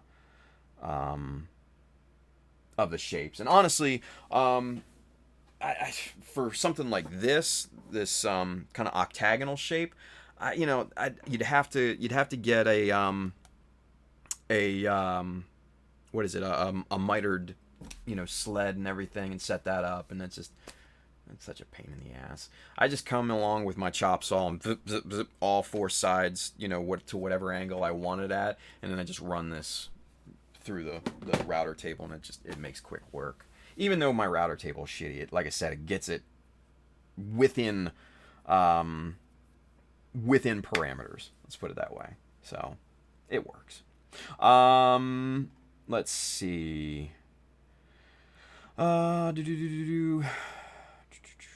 Greek Nako says it's a common question in the miniature painting community. Yeah, and it's the same thing here with Gundam too. And we're talking about the warming of the primer can and everything. I think, especially up north, common, right? Common. Manny McDio has a question. We have a question. He says, how do you go about removing paint from a piece so you can resin cast it? Simple stuff. If you're using like a lacquer-based paint or solvent-based paint or primer, 91% isopropyl alcohol will definitely cut through most of that. Probably same thing with Tamiya, because that's alcohol-based and that's what they use for their thinners and stuff like that. So a quick dip in 91% isopropyl alcohol, that will definitely be the way that I would go. I've shown a few times in the past where I've painted a piece completely, didn't like kind of some of the applications, just dropped it right into a little dish of 91% isopropyl alcohol, and like literally 30 seconds later the paint and primer are just falling off the plastic, and it's not affected in any way, shape, or form. Edward Leonard says, you need to buy a laser cutter, Tim. Dude, I had a laser cutter. I had it for work. And it won't cut very thick pieces. And since it has such a high temperature to that laser, it'll melt polystyrene before it actually cuts it. So it just didn't work out. Anyway, Greek Nakos over there on Twitch, he says, airbrush is going to be your best bet. Is your garage at least 50 to 60 degrees Fahrenheit? If so, it'll be fine. Yeah, there you go. Excuse me. Just move the pieces into the house after priming. Yeah, see, there you go. Let's see. Crisp Pabs, 91% isopropyl alcohol, and some elbow grease. Yeah. Old toothbrush for any stubborn parts. Yeah, gets it right off. Done deal. Let's see. Chris Pabs says just soak for about an hour. Use an old toothbrush to remove paint and top coat. There you go. Manny says, okay, Zep it is. No. Don't use Zep. Don't use Zep. No. Not for removing paint. Not for removing paint. 91% isopropyl alcohol for removing paint and primer. Zep is a degreaser. It's good for cleaning your resin parts. It's also good for stripping metallic coatings on Bandai kits. That's what Zep is good for. It's not good for stripping paints off parts. I would venture a guess that lacquer-based paints probably wouldn't even be touched by Zep at this point. I could be wrong, but that's my guess. So, yeah, 91% isopropyl alcohol to strip paint, Zep to clean resin and stuff like that and degrease it and all. Let's see. Brandon says, hey, Tim, those LED spotlights I sent you in the messenger, same company makes a 12-volt DC version. Those will 100% work with a battery. Could even use an RC battery pack to make it super easy. Interesting. Could be an option, right? Let's see. Edward Leonard says they make a lot of MDF terrain kits for minis. Yeah. Let's see. Ruslan Bill, what's going on? He says, honestly, for a base, you could go to a craft/thrift fair and find odds and ends that have a good shape, dirt cheap. Yeah, absolutely, 100%. Manny says, well, the kit is painted in acrylic paint. What kind of acrylic paint, though, Manny? That's the big thing. Chris Pab says, I've had some success removing lacquer with Zep when it was all I had, but alcohol does it better. Yeah, 100%. It 100% does make it easier. But yeah, Manny, what kind of acrylic paint are we talking about here, buddy? Are we talking Tamiya? Are we talking about shitty apple barrel paint from whatever? Oh, Ammo by Mig. Okay, so yeah, 91% isopropyl alcohol. You're done. And it's cheap too. You go to the CVS down the corner, or the Target or whatever. They're going to have 91% right next to the 70%, and it's the same exact price and the same exact bottle. It's just a higher concentration, right? Go and get you some of that. Trust me, you'll thank us later. Cheers.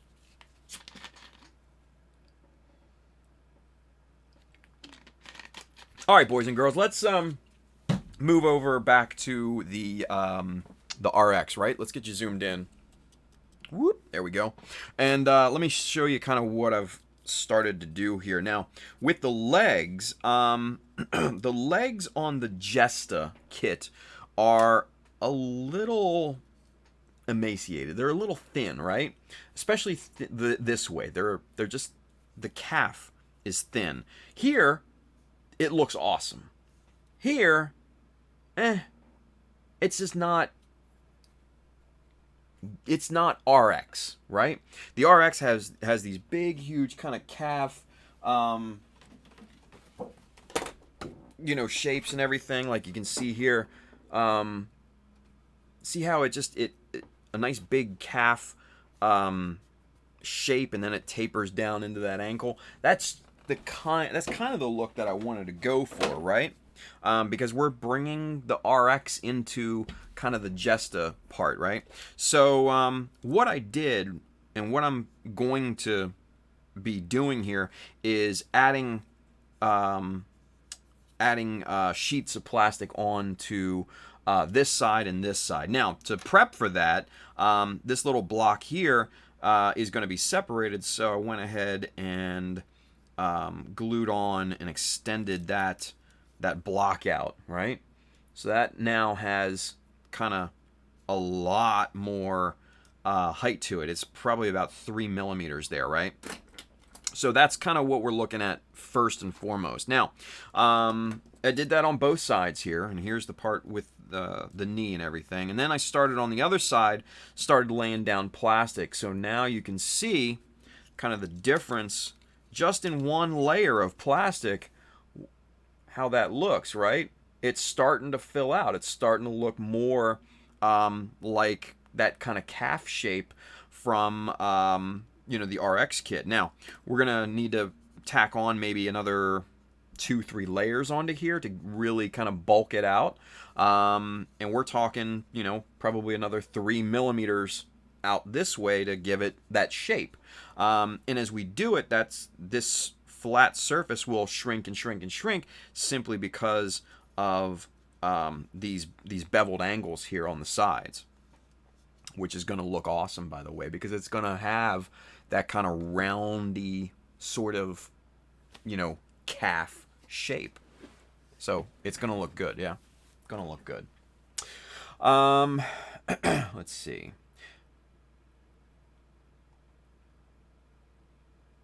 Manny says, cool, I'm going to try my hands into doing a resin kit for my Dantaleo. Nice. Julio says, build a new one, cast that. I don't know if I can disagree with that. Edward Leonard says, does 91% isopropyl alcohol strip chrome-plated parts? It's not great at it, but it will do it eventually. But you're going to have to leave it in there for a long-ass time, right? Like, long. When I did my Hayakushiki strip tests, the Zepp Fast 505 stripped it clean in about 6 or 7 hours. The 91% isopropyl alcohol was just got all the color off, and it left a nice silver behind, but it just started to eat away at the plating. So Zepp Fast 505 is much more efficient at stripping chrome-plated parts off Bandai kits. And mind you, just Bandai kits. A lot of people say that Zepp Fast 505 doesn't work on chrome-plated kits from other manufacturers. So that's something to keep in mind. I have not tested it myself, but it's from reputable sources. Charles Dodge over there on YouTube says 91% isopropyl alcohol is the best option and most of the time cheapest. And you can find 97% isopropyl alcohol on Amazon in most countries. Yeah, exactly. Exactly. And if for some strange reason you cannot find 91% isopropyl alcohol locally where you're located, they do carry it on Amazon. I do have it in the Amazon link. It's there for emergency purposes. It's a decent price, but I'm sure you can probably find it local for cheaper. FYI. Let's see.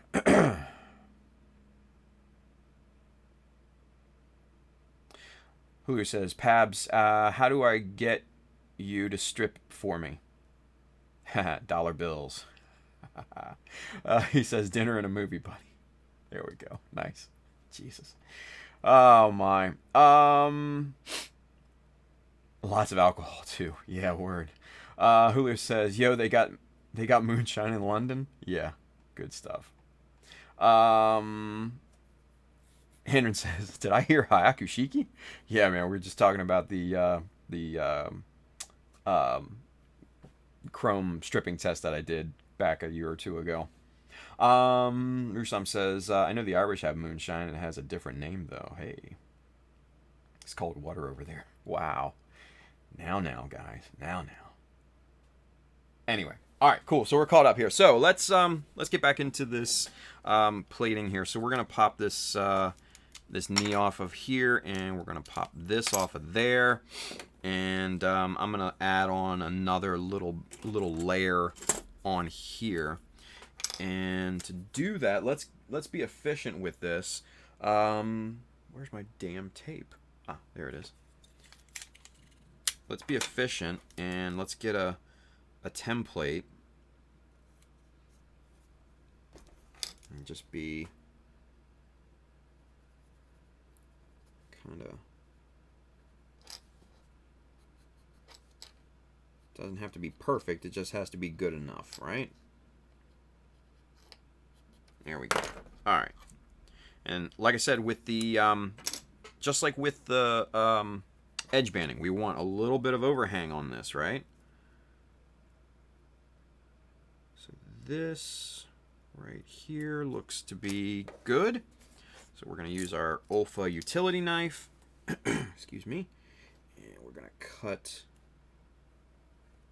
just a quick sheet of plastic off of here.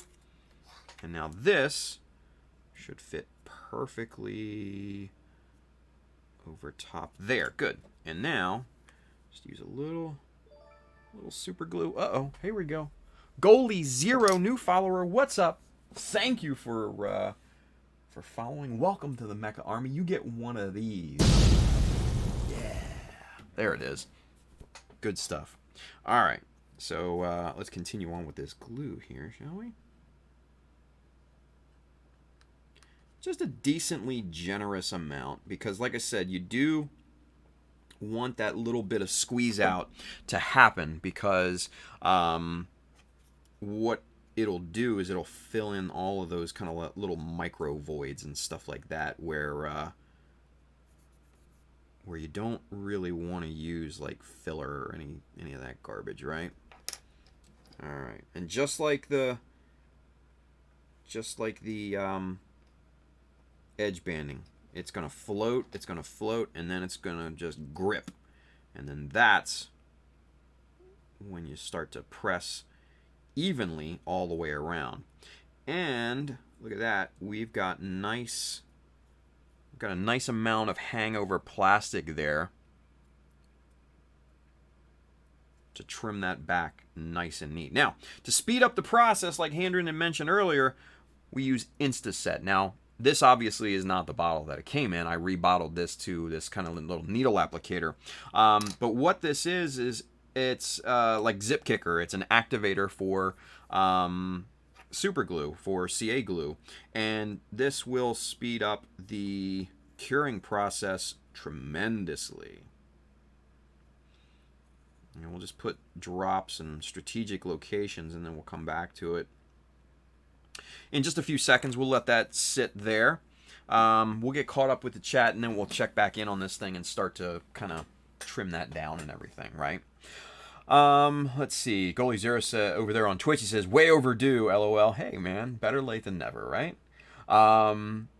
Let's see. Charles Dodge says, okay, I would not have thought of using Scotch tape for making templates for plastic plates. Oh, yeah, dude. Hell yeah. Because you can see through it, and like you saw, you can write on it, right? So, and just make sure you get the frosted type, not the smooth type, because you're not going to be able to write on that with pencil or anything like that. But yes, it makes a perfect templating system for little parts and stuff like that. I mean, really good. Really, really good.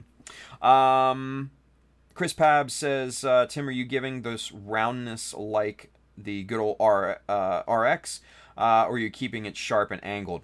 A bit of both. A bit of both.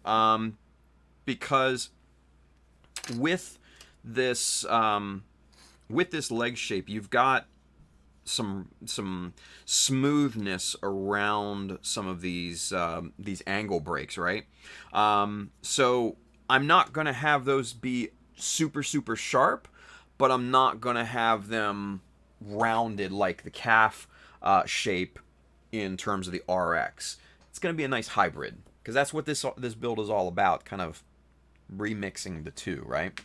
So, Donnie says it smells great. The InstaSet, yeah, it actually does smell pretty good. It reminds me of that weird fake like strawberry smell, like, for those of you that had like sisters and stuff like that, or whatever, or female cousins that like played with dolls when they were younger, it how some of them have that weird kind of strawberry smell, like strawberry shortcake or one of those other weird doll lines. It kind of smells like that weird kind of fruity fake smell. That's what it smells like. It's actually pretty decent. I'm not gonna lie, I kind of like it. Weird, but hey. Gumpler Ronan, Mr. Z, he's over there. What's going on, Z? He switched to his real account now. Hey, I feel privileged. Goalie Zero says it definitely has a fragrance. Yeah, true. True. Bro Builder says, worst part of painting chrome-esque metallics is they disappear as you paint them. Yeah, true. Donnie Baxter's over there on Facebook. He says strawberry shortcake. Yeah. Goalie Zero says, smelling that after the plastrock is like ginger palate cleansing. There you go. All of these weird smells, right? And you know what the worst is? Okay. I love Plastic Magic, right? I love Plastic Magic. But it smells like nasty luncheon meat. Like deli meat, right? Like nasty stuff. I'm not mind you, and I'm not dissing anyone who likes luncheon meat or deli meats or anything like that. I'm not a huge fan of, like, you know, salami and hams and stuff like that from like the deli counters or whatever. That's what this smells like, and it's weird, and I'm not a big fan of it, even though I love this glue. I'm not gonna lie, and it's not a deal breaker for me, but it's just weird like that. So I don't know. Anyway, whatever. Henry says, Tim asked a question about the plans for the backpack. So the backpack is, I'm still kind of contemplating that, right? So I've got, I actually sold the RX-78 Origin. I actually sold that, that kit. I sent that off to Mikkel, Maverick. But he didn't need the backpack. So I have the original backpack here. But it's a bit small for the Jesta body size. So I don't think I'll be using this. But this is a good basis for details and stuff like that. And I could probably chop this up and use some of these details in whatever I'm going to do. And remarkably, the Jesta backpack is kind of similar in overall shape to the RX backpack, right? It's got this, little kind of fin here, but it's got, 2 boosters and everything. And it's kind of got, some some open spots up here. And I could probably modify this to look more like this if I really wanted to, which again is an option. Now another option that I've been kind of thinking of, and this is kind of more getting into the more remixed side of things, is using a Sinanju Stein backpack, right? Because if you look at some of the resin RX-78s, especially some of the really artistic ones, they will have a backpack similar to this on some of those builds. So I don't know. I'm still kind of contemplating. I think anything right now is still up in the air at this point. But I do want to try and keep it within that believable realm of RX-78 meets Jesta, right? So that's kind of where we're at. So that's kind of my ideas at this point. So Superset5 over there on Twitch, he says, on my G3 custom build, I'm not sure if I want to go with the classic chest vents. I was thinking on something like covers with mesh showing through. Thoughts? Me personally, I like vent covers. That's what I did with Airdrop. And I can't say that I was original on that because I took that off of a Japanese builder that did kind of the same thing. I just remixed it and did my own thing to that. So I'm not being original at that point. I'm just reinterpreting. I like the look of it because it kind of gives that armored look, right? I say go for it. Try it out. See what happens.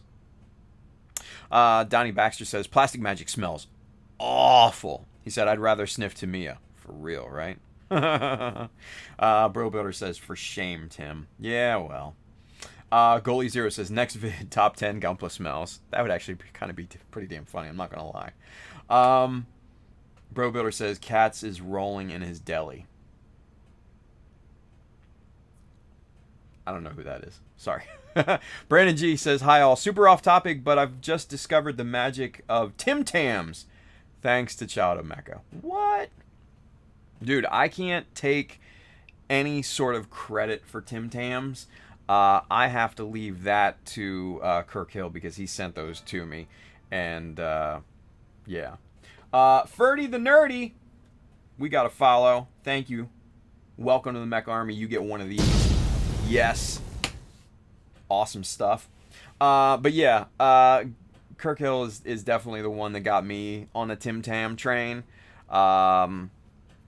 So yeah, dude, I can't take credit for it, even though they're amazing. I can't.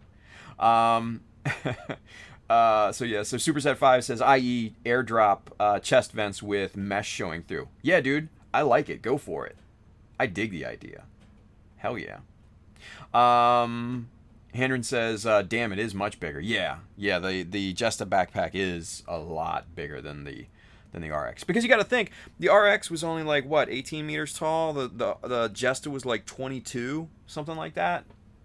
Jesta was a big boy. Don't front. The Jesta was big. But badass. Anyway, Goalie Zero says, definitely bulkier. Zaku Mine Layer or Power GM size. Yeah, that's kind of what I was thinking. Because this is going to be somewhat of an RX, kind of armored RX almost, right? Remixed. The constant mantra with this build is remix it. Remix it. Because that's what we did with the Zaku. We remixed it, right? We made it more interesting. We made it funky. We made it different, right? We did the 2 shields on the shoulders instead of 1 shield and some spikes. You know, we did the crazy backpack. We did the crazy, you know, mother of all heat hawks. We did the funky feet and waist of the Sananju Stein, right? That's what we're doing. We're trying to remix this. We're trying to attain an aesthetic that is different from everything else. And if you want to be unique, that's what you got to do. You have to find your own unique aesthetic and perfect that. Ultraman Dinah says that thing is huge compared to the RX backpack. Yeah, right? That's what she said.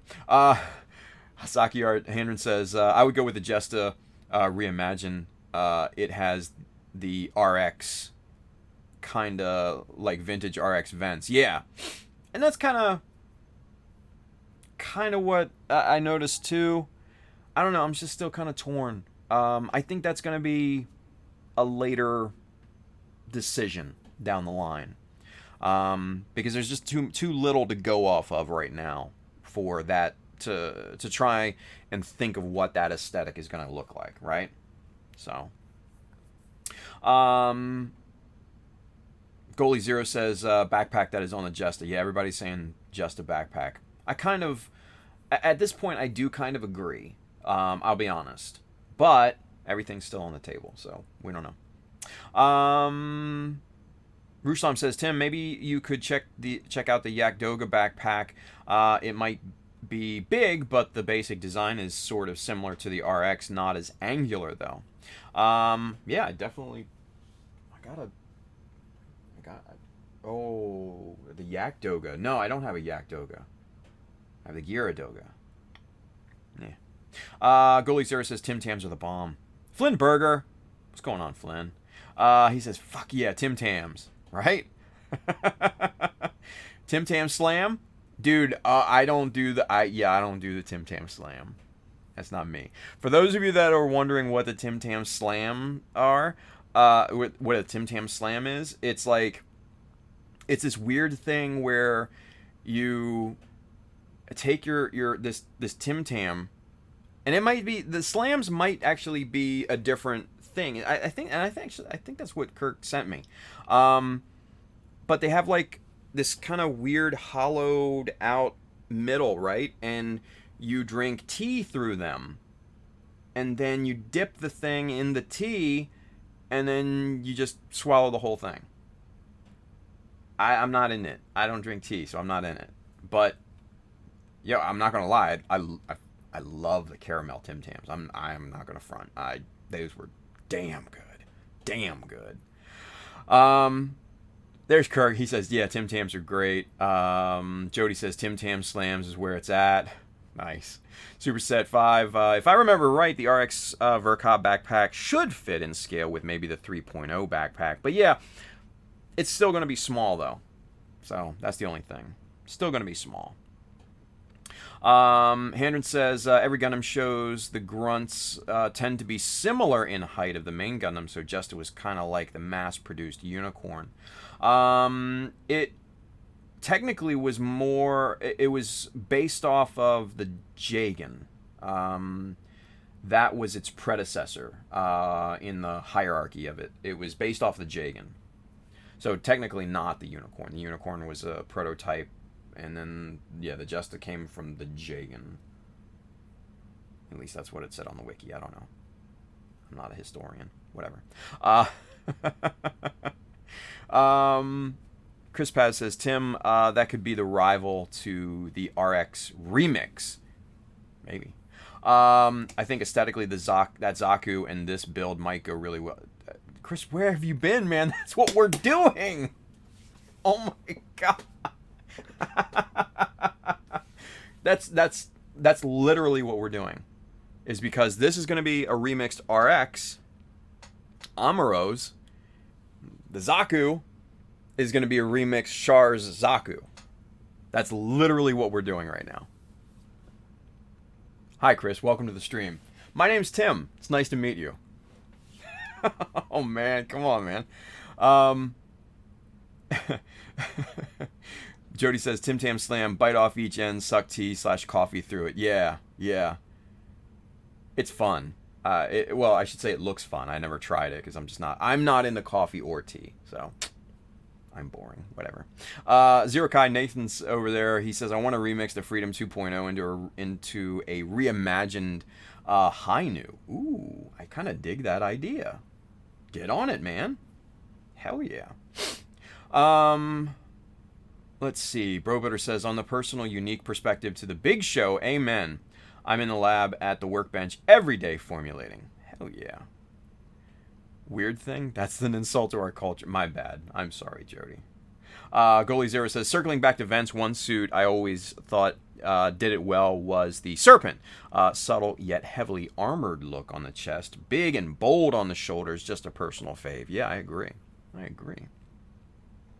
Josh Brown says, thanks much for the stream. I'm off to bed. Good night, Josh. Thank you for watching, buddy. Ruslam says, Tim Tam with hot chocolate, maybe? Could be, yeah. Flynn Berger says, I do it with coffee or hot chocolate. Hey, there you go. Brobutter says, in here I thought they only ate crumpets. You learn something new every day. Jesus. Brian, you are pissing off the entire country of Australia right now. Holy shit, man. Jesus. Hasaki Art says, Hendren says, GM Custom to Quell to Jagan, Jesta, Easy Gun, all of them are GMs. Yeah, basically. Chris Pab says, I wanted to play Captain Obvious. Good job, buddy. It's bedtime, damn it, Chris. Yeah, for you, buddy, it is. Jeez. Let's see. Australia. Jody says, Australia is not England. Oh my god. Dead. Ruslam says, right? Australia is descended from English felons. Not the same at all. Jesus. You guys are getting into a goddamn culture war over here. Let's stop and just respect Australia and the lovely innovation of Tim Tams. Damn it. Right? Alright. So this piece is solid. This piece is glued perfect right now. And we're only going to do a little bit more because it's 3 minutes past midnight. So what we'll do is we'll trim back and get this to kind of a semi-final shape here, right? We're just going to take our nippers and just kind of go to town, just get that low-hanging fruit mention all the time, and we're just doing a rough trim on this. We're not going crazy.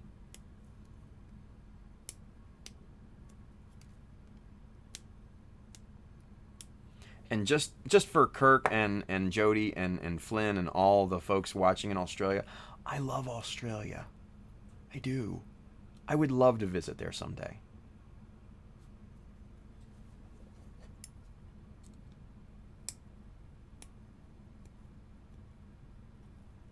I'm not a heathen like some of these others who are insulting Australia. Maybe I'm pandering to Australia. I don't know. Brian says, nah, I'm from barbarian stock, right? Jesus, aren't we all?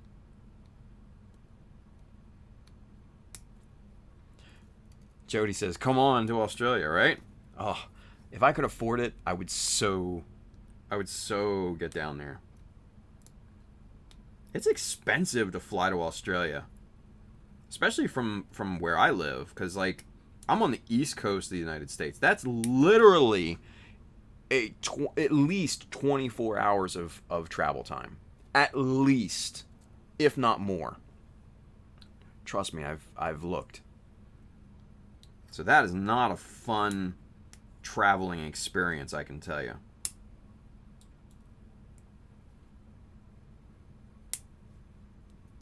Okay. All right, so there is our roughly trimmed piece, and now let's take a look and see what that looks like here compared to what it did previously. Yeah. So see, that's starting to fill out on this side. Really, really nice. Starting to fill out nicely. So I think, so that's one. I think maybe, I don't know, depending on how this bevels down, depending on what we lose on the actual, beveling pass and everything, I'm looking at probably another 1 or 2, possibly 3 layers on this. But we'll have to wait and see. We'll have to wait and see. Right? There we go. All right, let's do a final catch up with the chat here. Hopefully you guys aren't killing each other. Let's see. Where do we leave off? Foodabee always says Tim is the one who drops the space colony on Australia, so you know. Jesus. I'm not. I fucking love Australia, you guys. Come on now. Flynn says, I'll teach you to speak Aussie slang at SCGMC. Dude, I'm as Julio says, I'm with it. I'm with it. Let's see. Persaku girl Jody says, it's okay. We're on the other side, right? Sydney as a whole anyway. Wow. Char really loves Sydney. For real. Goalie Zero says, Gundam loves Australia too. Could have chosen anywhere to drop their first colony. Wait, never mind. Nice. Let's see. Hey, Chris R. Mr. Arizona Gundam Builder's with us. He's over there on YouTube. What's going on, Chris? Flimberger says, 14-hour direct flight from Melbourne to LAX. Getting to the east coast of the U.S. is ass. Bro, you're telling me, right? To get to Australia, what I would have to do is fly from Baltimore. BWI that's my home airport.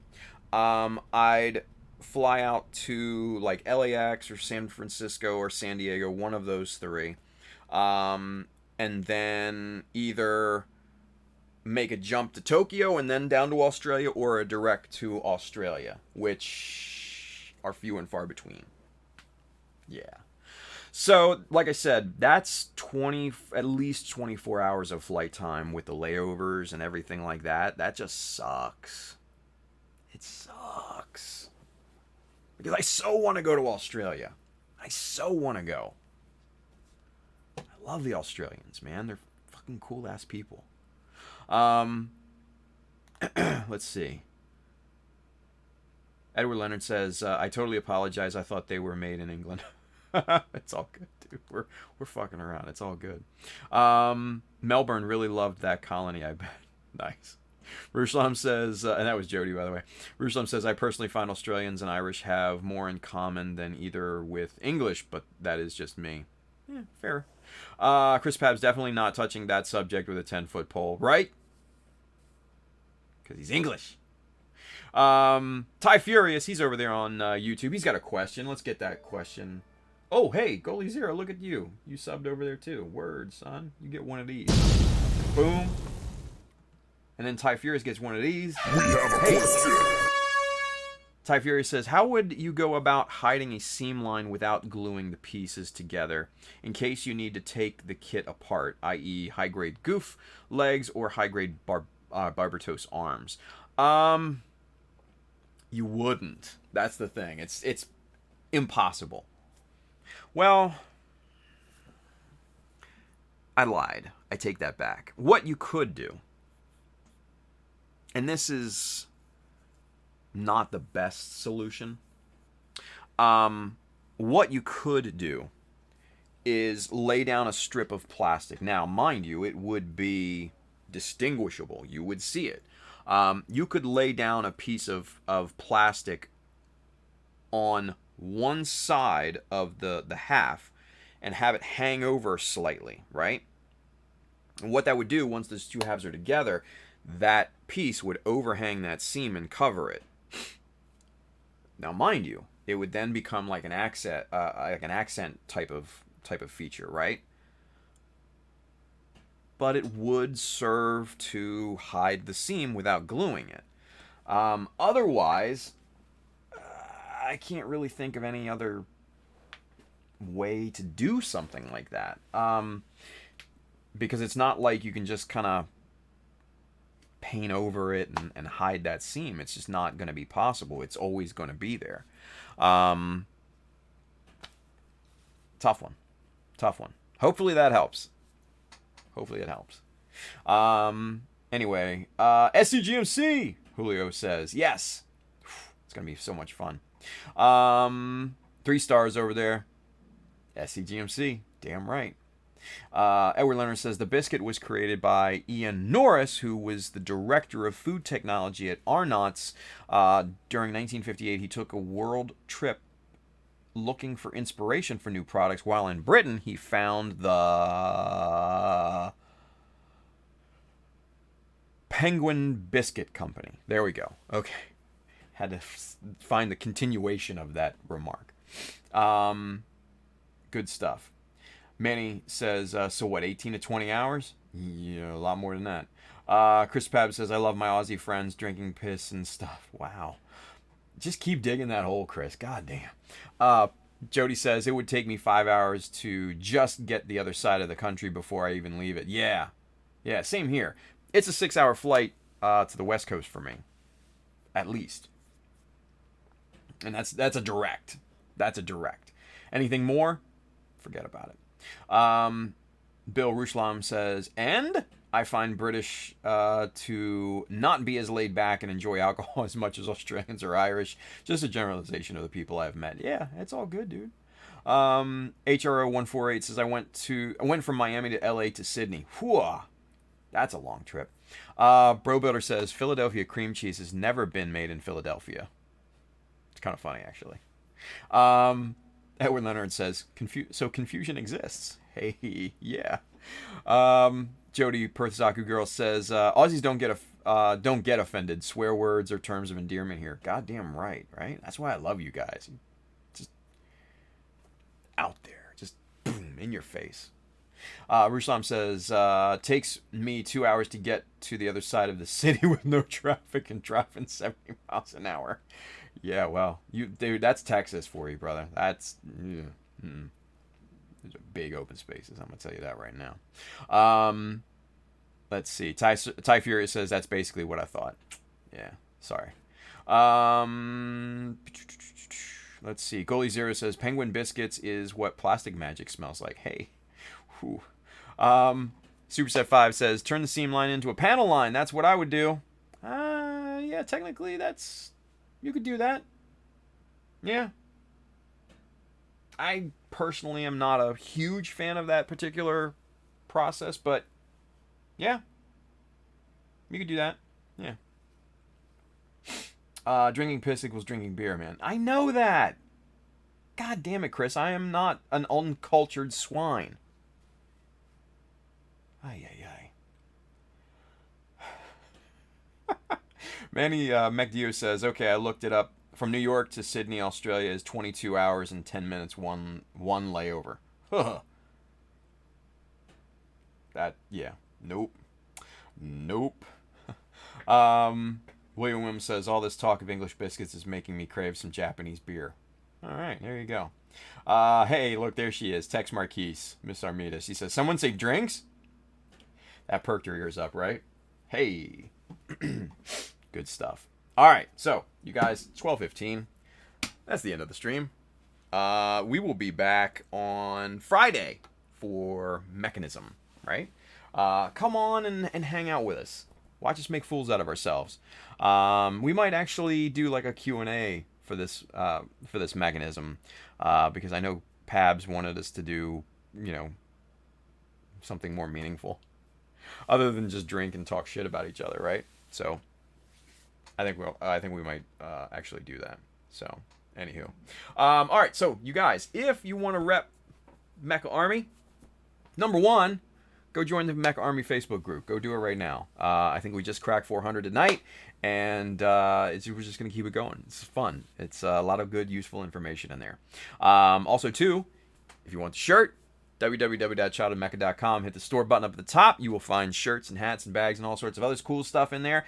And I've heard it through the grapevine that they make good Easter presents, too. So go test that out. I don't know. If you are interested in the tools and materials that we worked with here tonight, there's an Amazon link just below here on Twitch and YouTube. That side, if you're watching on Facebook, sorry for you guys. If anybody's watching on, excuse me, if anybody's watching on Twitter, which I doubt, but if you are, hit up one of the other platforms to find that link. I do get a bit of commission based off stuff that you, I do get a bit of commission based off the stuff that you buy, but it doesn't increase the cost for you. It goes to help out the stream as well. So go load up on that stuff. It's good. It's good stuff. And then last but not least, if you are in need of model kits or accessories or paints or Mecha Decals, go hit up our good friends at USA Gundam Store. Adam and the fine folks down there will definitely have what you need. So, guys, we're done. Yay! Tomorrow is my birthday, and I'm flying to Fayetteville, Arkansas.